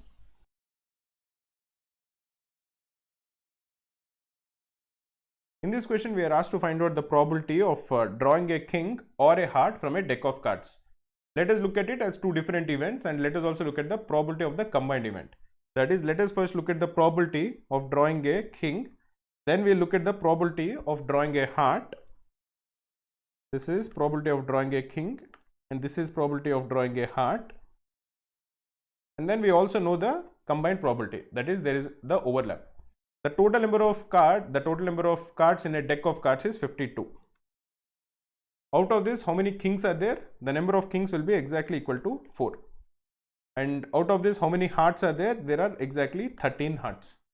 Now, how many are both a king as well as a heart? There will be only one, which is the king of hearts. So, how many are kings but not of heart? There will be 4 minus 1, which is 3. And how many are hearts without a king? That will be 13 minus 1, which is 12. So, the probability or the number of ways in which a card can be either a king or a heart will be 3 plus 1 plus 12, which is equal to 16. Another way of looking at it is 4 plus 13 minus 1, which is also equal to 16. So, a card can be either a king or a heart in 16 ways. And the total number of cards in a deck is 52. So, what is the required probability? It will be 16 divided by 52, which is equal to 4 divided by 13. So, the required probability is option D, which is 4 by 13.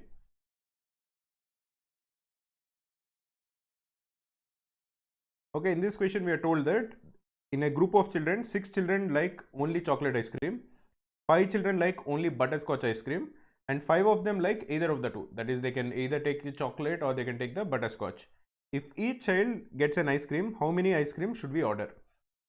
So, again, just to get an idea, we have two circles. One will represent chocolate and one will represent butterscotch. The number of students who like only chocolate is 6. The number of children who like only butterscotch is 5. And the number of children who like either of the two is 5. So, the area of overlap also has 5 people. So, what is the total number of children? It is 6 plus 5 plus 5, which is equal to 16. We are told that each child gets one ice cream. So, what is the total number of ice creams that we should order? Will be equal to 16. Google search Krakow CMAT crash course. Click on the first link. You can find a highly comprehensive crash course curated for the CMAT. Click on Enroll to get full access to the course.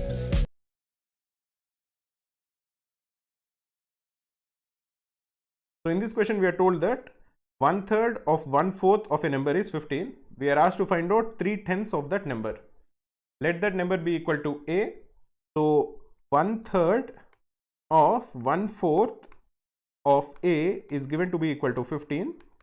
We are required to calculate the value of 3/10 of A. So, from the equation that is given to us, if you multiply both sides with 12, A will be equal to 15 into 12, which is equal to 180.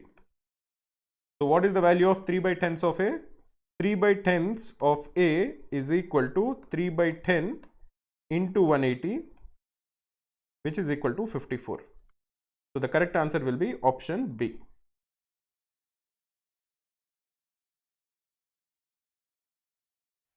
In this question, we are told that in a triangle PQR, PS is perpendicular to QR and S divides QR in the ratio 3:1 internally.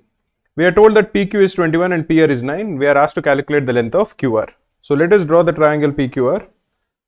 This is PQR. We are told that there is a point S which is perpendicular, and if you join S to P, this is PQR, there is S, PS is perpendicular to QR. And we are told that S divides QR in the ratio 3:1. So this is 3 and this is 1. So let us assume that the length of QS is 3x and the length of SR is x. PQ is equal to 21 and PR is equal to 9. We have two right angle triangles. We have PQS, which is a right angle triangle, and we have PRS, which is also a right angle triangle.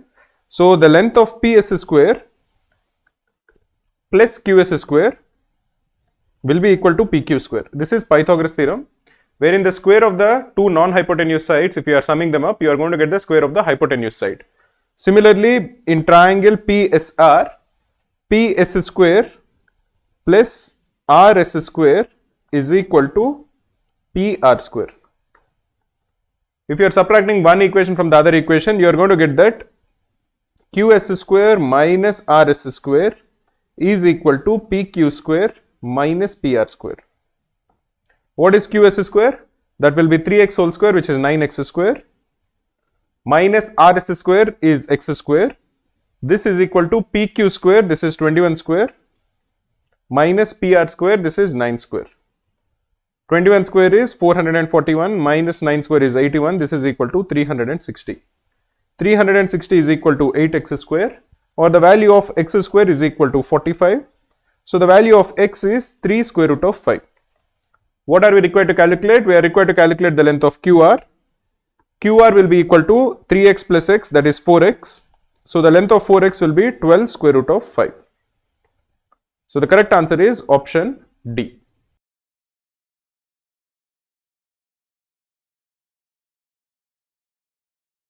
In this question, we are told that Ramesh has two machines. The value of the first machine is 1500 and the value of the second machine is 1000. We are told that both the machines depreciate. The first machine depreciates at 10% per annum and the second machine depreciates at 15% per annum. We are required to calculate what is the total value depreciated at the end of 2 years. What is the value of the first machine at the end of 2 years? It will be equal to 1500 into 0.9, which will be its value at the end of the first year, into 0.9, which will be its value at the end of second year. What is the total value of the second machine? It will be 1000 into 0.85, which is its value at the end of first year, and into 0.85, which will be its value at the end of second year. 1500 into 0.9 into 0.9 is 81 into 15, which is equal to 1215. And what is the value of 1000 into 0.85 into 0.85? This you can use your calculator to find out that this is equal to 722.5. So what is the total value of both the machines combined at the end of the second year? It will be 1215 plus 722.5, which is equal to 0.5, 7, 3, 9 and 1. This is the total value of both the machines at the end of the second year. The initial value is 1500 plus 1000, which is equal to 2500. So the total value which was depreciated in these 2 years will be 2500 minus 1937.5, which is equal to 0.5, 2, 6 and 5. So this will equal 562.5, which is option B.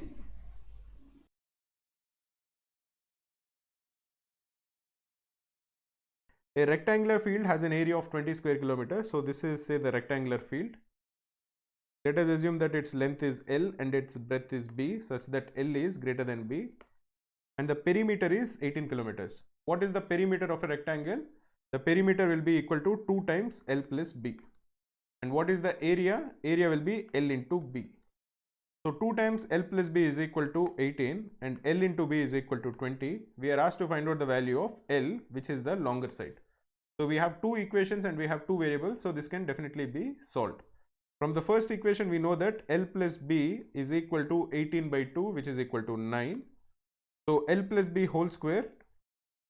You can even look at the equations that are given. L plus B is equal to 9 and L into B is equal to 20. So you can guess that L will equal 5 and B will equal 4. in the situations where you are not able to guess, once you know the value of L plus B, just square it. So L plus B whole square will be equal to 9 square, which is 81, or L square plus B square plus 2LB is equal to 81. 2LB will be equal to 2 times 20, which is equal to 40. So L square plus B square is equal to 41. Now subtract 2LB. So L square plus B square minus 2LB will be equal to 1, or L minus B whole square is equal to 1. So the value of L minus B is equal to 1. We already know that L plus B is equal to 9. So if you sum up both of them, you are going to get that 2L will equal 10, or the value of L is equal to 5 kilometers. In general, when you know the value of L plus B and LB, if you guess the answer, you will be mostly correct. But if you are not able to guess for some reason, then this is the way in which you should actually solve it to get the value of L and B. In this case, the value of L is 5 kilometers, which is option D.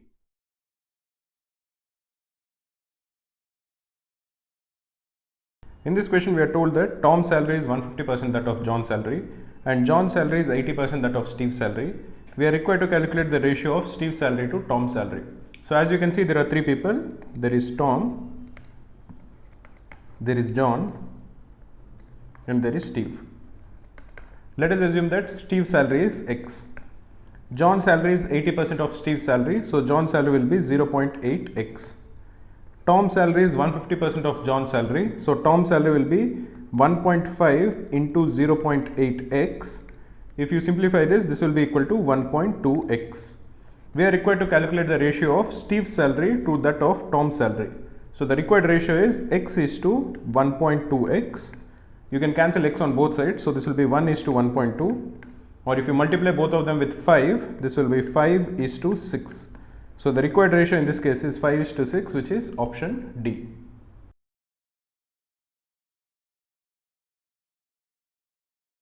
In this question, we are told that Ramesh invests 1400 in an account that earns simple interest. So the principal is equal to 1400, and after 9 months, the balance is 1421. So what is the time period of investment? The time period of investment is 9 months, which is 9 by 12 years.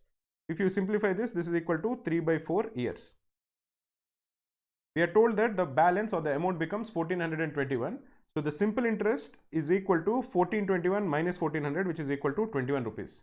If you assume the rate of interest to be R%, we know that the simple interest is equal to P into T into R by 100. So what this means is that 21, which is the simple interest, is equal to 1400, which is the principal, into T, that is the time period is 3 by 4, into R by 100. We can cancel 100 and 100 over here. 14 into 3 is 42. 42 divided by 21 is 2. So R is equal to 4 by 2, which is equal to 2%. So the annual rate of interest is 2%.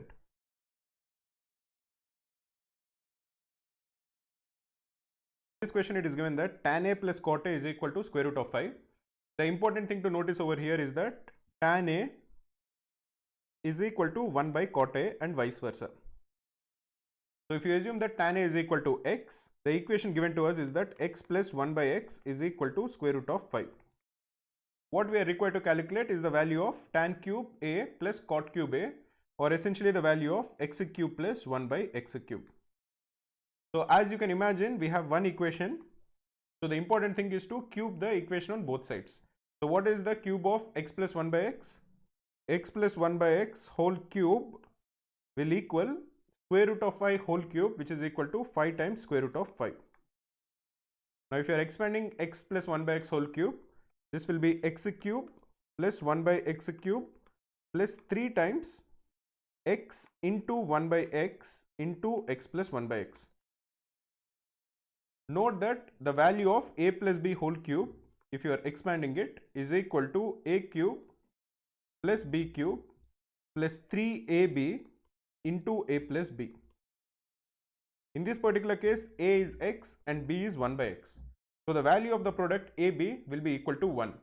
So essentially what we are left with is that x cube plus 1 by x cube plus 3 times x into 1 by x is 1, 3 times x plus 1 by x, and we know that x plus 1 by x is again equal to square root of 5.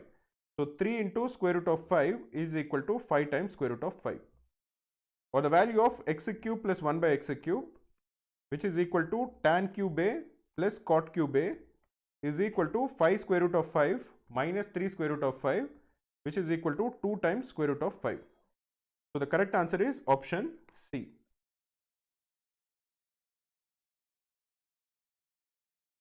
In this question we are told that there are two sheaves which are tied at the two ends of a diagonal of a square field. The length of the square field is 10 meters. So let us assume that this is how the square field is, and this will be the diagonal of the square field. On both ends of the diagonal there are two curves. Now they are tied in such a way that when they are extended, both the ropes, they just about touch each other. So let us assume that this is the first rope and this will be the second rope. They just about touch each other at some point in the middle. The lengths of both the ropes are the same. Let us assume that the length is equal to A. So this is also equal to A. If you are naming the square as A, B, C, D, and the meeting point of both the curves is say O, then the length of OD will also equal A, and the length of BO will also equal A. That is the length of the rope. Therefore 2A is equal to the diagonal of the square.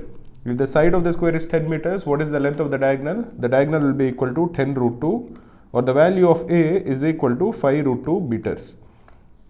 If A is equal to 5 root 2, what we are asked to find out is the maximum area that the sheep can graze, in total. So the area that the first sheep can graze in total will be equal to the area of 1/4 of a circle with radius A. And what is that area? That will be equal to pi A square by 4. The area that the second sheep can graze will also equal pi A square by 4. So the total area that both the sheep can graze in total will be equal to pi A square by 4 plus pi A square by 4, which is equal to pi A square by 2. The value of A is 5 root 2, so we can substitute that here.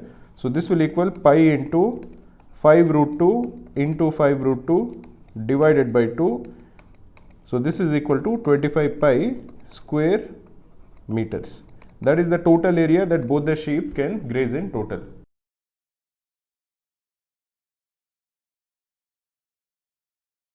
So in this question we are told that the length of the minute of a watch is 42 millimeters. We are asked to find out the area swept by it in 30 minutes. We have to take pi to be equal to 3.14. So this probably is the minute hand. It will look something like this. And in 30 minutes it will be in the exact opposite direction. It will be over here. So it would have covered 180 degrees.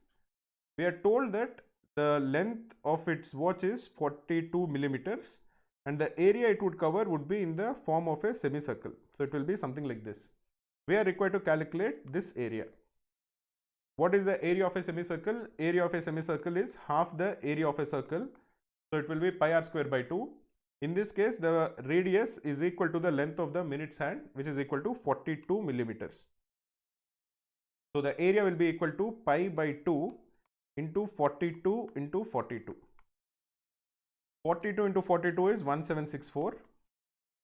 Pi we are asked to take as 3.14. So 3.14 divided by 2 is 1.57. So the required area is 1764 into 1.57. 1764 into 1.57 you can calculate will be approximately equal to 2769. So the correct answer will be option A, which is 2769.5 millimeter square.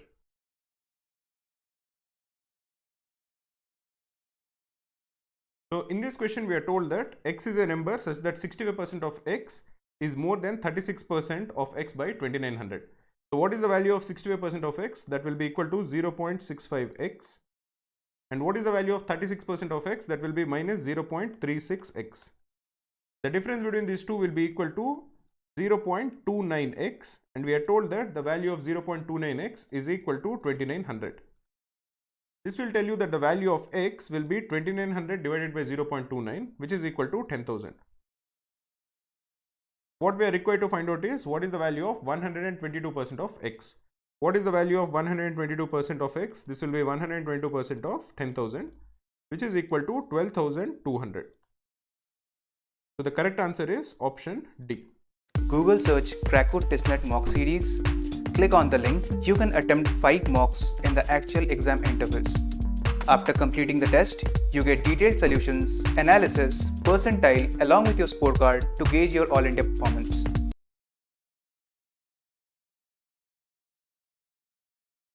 So in this question, we are asked to find out in how many different ways can 3 red balls, 2 blue balls and 4 yellow balls be arranged such that all the balls of the same color come together. Now let us first try to understand in how many ways can we arrange the 3 colors. The first color can be selected in 3 ways. The first color can be all the red balls or all the blue balls or all the yellow balls. The second color can be selected in 2 ways. Whichever color is not or is selected, that will be left, and we can pick one of the remaining 2 colors, and finally we can select the last remaining color. Once we have selected the order of the colors, the red balls can be arranged amongst themselves in 3 factorial ways, which is equal to 6.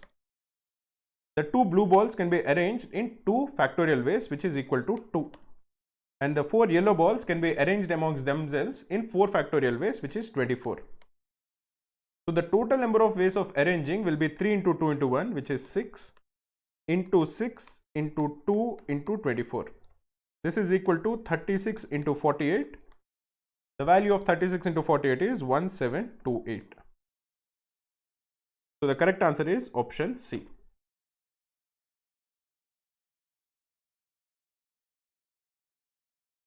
We are told that A and B working together can finish a job in 6 hours. So A plus B, if they are working together, they finish the work in 6 hours, and A alone can finish the job in 10 hours. Again, let us assume that the total work that needs to be done is the LCM of 6 and 10. What is the LCM of 6 and 10? The LCM of 6 and 10 will be equal to 30. So let us assume that the total work that needs to be done is 30 units.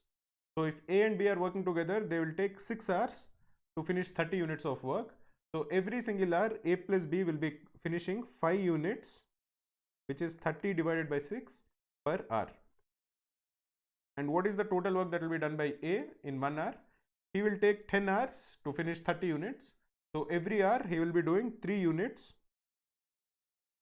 of work per hour. So A plus B will do 5 units of work per hour. A alone will do 3 units of work per hour.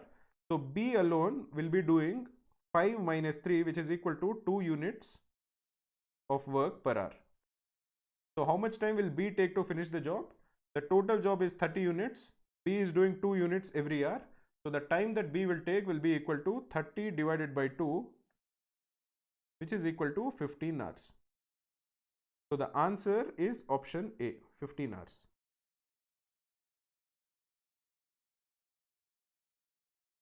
In this question, we are told that there are 2 people who are trying to solve a quadratic equation. Let us assume that the quadratic equation is x square plus px plus q is equal to 0. So the sum of the roots of this quadratic equation will be minus p, and the product of the roots of this quadratic equation will be equal to q. We are told that Sarika made a mistake in reading the coefficient of x and obtained the roots as 12 and 16. If the coefficient of x is, there is a mistake in it, it would mean that the constant term is correct. So the product of the roots will equal 12 into 16, which is 192. And Meera made a mistake in reading the constant term of the equation. So the coefficient of x will be correct in her case. And the sum is minus 22 plus minus 6, which is minus 28. Therefore, the sum of the 2 roots will be equal to minus 28. So the equation will be x square plus 28x plus 192 is equal to 0. Why is this the case? Because one of them has made a mistake in reading the coefficient of x, but the constant term is correct. Constant term represents the product of the roots, and the product of the roots of 12 and 16 is 192. So the product of the original roots is also equal to 192. Another person made a mistake in the constant term, but that would mean that the coefficient of x is correct. That is, the sum of the roots is actually correct. The sum of minus 22 and minus 6 is minus 28. So the sum of the original roots is also equal to minus 28. So the required equation is x square plus 28x plus 192 is equal to 0, which is x plus 16 into x plus 12 is equal to 0, or the value of x is minus 16 or minus 12. So the 2 roots are minus 16 or minus 12. So the correct answer is A and B only.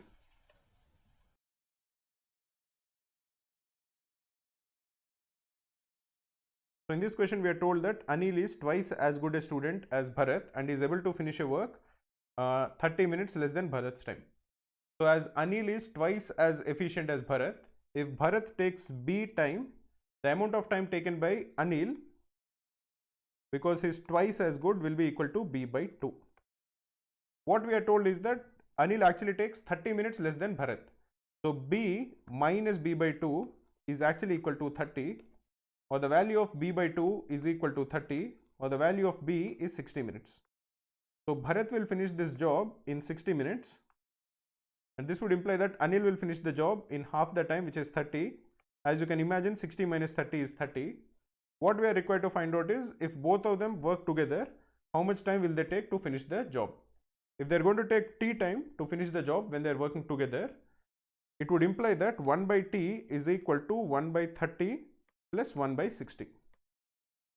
And what is the right hand side? This is equal to the LCM of 30 and 60 is 60. 2 plus 1, which is equal to 3 by 60, which is equal to 1 by 20. Or the time taken when they are working together is equal to 20 minutes. So the required answer over here is option D.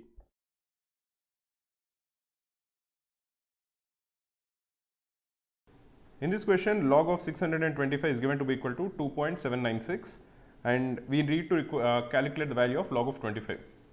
You know that log of m square is equal to 2 times log of m. In this particular question, 625 is equal to 25 square. So log of 25 square is equal to log of 625, which is already given to be equal to 2.796, or 2 log of 25 is equal to 2.796. Therefore, the value of log of 25 is equal to 2.796 divided by 2, which is equal to 1.398. So the correct answer is option A.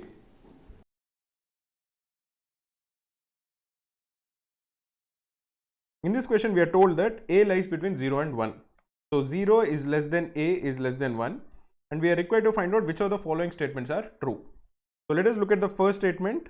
The first statement says that A square minus 1 is greater than 0. What is A square minus 1? If you factorize it, this is equal to A minus 1 into A plus 1. We know that A lies between 0 and 1. So A plus 1 has to be definitely greater than 0.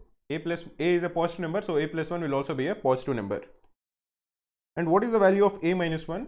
We know that A is less than 1. So A minus 1 will be less than 0. So the product of one positive number and one negative number will be negative. So A square minus 1 will definitely be less than 0. So the first statement is false. If you are looking at the second statement says that A square plus 1 is greater than 0. A square is a positive number and plus 1 is also a positive number. The sum of two positive numbers will always be greater than 0. So the second statement is true. The third statement says that A square minus A is greater than 0. What is A square minus A? It is equal to A into A minus 1. A is a positive number. A lies between 0 and 1. And as we have discussed earlier, A minus 1 is negative. So A into A minus 1 will be the product of one positive number and one negative number. So this also has to be less than 0. So the third statement is also false. So the only statement which is true amongst the three given statements is statement 2. So the correct answer has to be option A.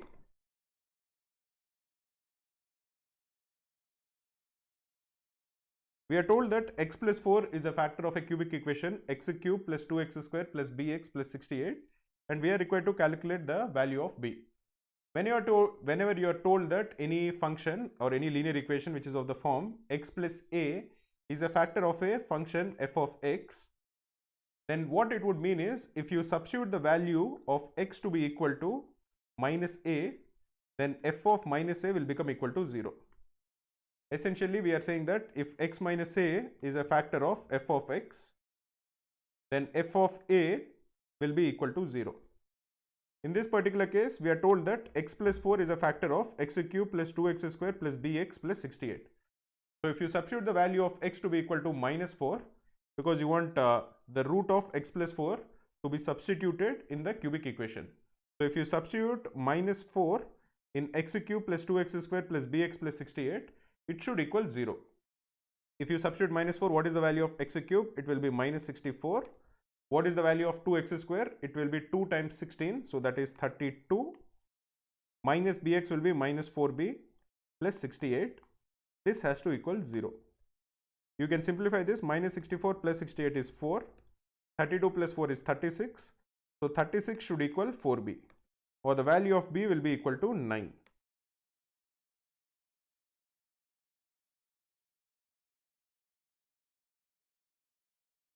In a larger circular pool of 20 feet diameter, two frogs start swimming from east and west ends of the pool, namely A and C respectively, towards a worm which is on the northern edge of a pole at point B. What is the measure of angle ABC? So let us try to understand what exactly is the information that is given to us. So we have a circle and we have a diameter. So this is how the diameter is. This one of them is the east end, let us say this is A, and one of them is the west end, which is C. And both of them are going towards another point on the northern edge, which is somewhere over here. This is B, and we are required to calculate the value of angle ABC. One of the things that you should remember is that in a circle, once you draw the diameter, and if you connect both the ends of the diameter to any point on the circumference, the angle will always be equal to 90 degrees. So this is equal to 90 degrees. You connect A and C to any point on the circumference, it will always be 90 degrees. So if you connect it over here, this also will be 90 degrees. If you connect A and C over here, this also will be 90 degrees. Any 2 points, any point on the circumference, if you connect it to both the ends of the circumference, you are always going to get 90 degrees. So in this particular case, the correct answer is option C, which is 90 degrees.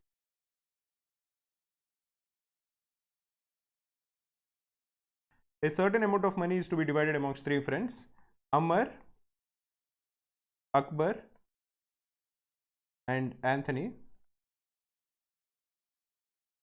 The ratio in which it is divided is 2:3:7. So let us assume that the amount of money that Amar received is 2x, the amount of money that Akbar received is 3x, and the amount of money that Anthony received is 7x. We are told that Anthony receives 15 more than Amar, that is 7x minus 2x is equal to 15. What is the value of 7x minus 2x? That will be equal to 5x. This is equal to 15, or the value of x is equal to 3. What we are required to find out is how much money did Akbar get. The money that Akbar got is equal to 3x, so that will be equal to 3 into 3, which is equal to rupees 9. So the correct answer is rupees 9, which is option B.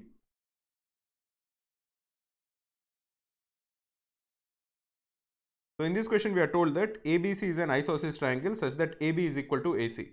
So we have an isosceles triangle ABC where the two sides AB is equal to AC. So let us assume that this is the triangle, this is A, this is B, and this is C. AB is equal to AC, and we are told that the vertex angle A is 8 times the measure of a base angle. In an isosceles triangle, the angles which are opposite the sides which are equal will be the same. So if you assume that angle B is small a and angle C is equal to small a, the base angles, both of them will be equal to small a, and the vertex angle is 8 times that. So this is equal to 8a. You also know that the sum of all the angles in a triangle is equal to 180 degrees. So 8a plus a is equal to 180 degrees, or the value of 10a is equal to 180 degrees, or the value of a is equal to 18 degrees. So the base angles, both of these are 18, and this is also 18, and the vertex angle will be 8 into 18, which is equal to 144 degrees. Now what we are told is that AD is the angular bisector of vertex A. So we have to draw a line from A to D which bisects angle A. This will actually be a perpendicular, but assume that AD is the angular bisector. We are required to calculate the value of angle BAD. The value of angle BAD will be half the value of angle A. So that will be 144 divided by 2, which is equal to 72 degrees. So the correct answer is option C. Google search Krakow CMAT mock test series. Click on the link. You can attempt 1 free mock and 5 paid mocks in the actual exam interface. After completing the test, you get detailed solutions, analysis, percentile, along with your scorecard to gauge your All India performance.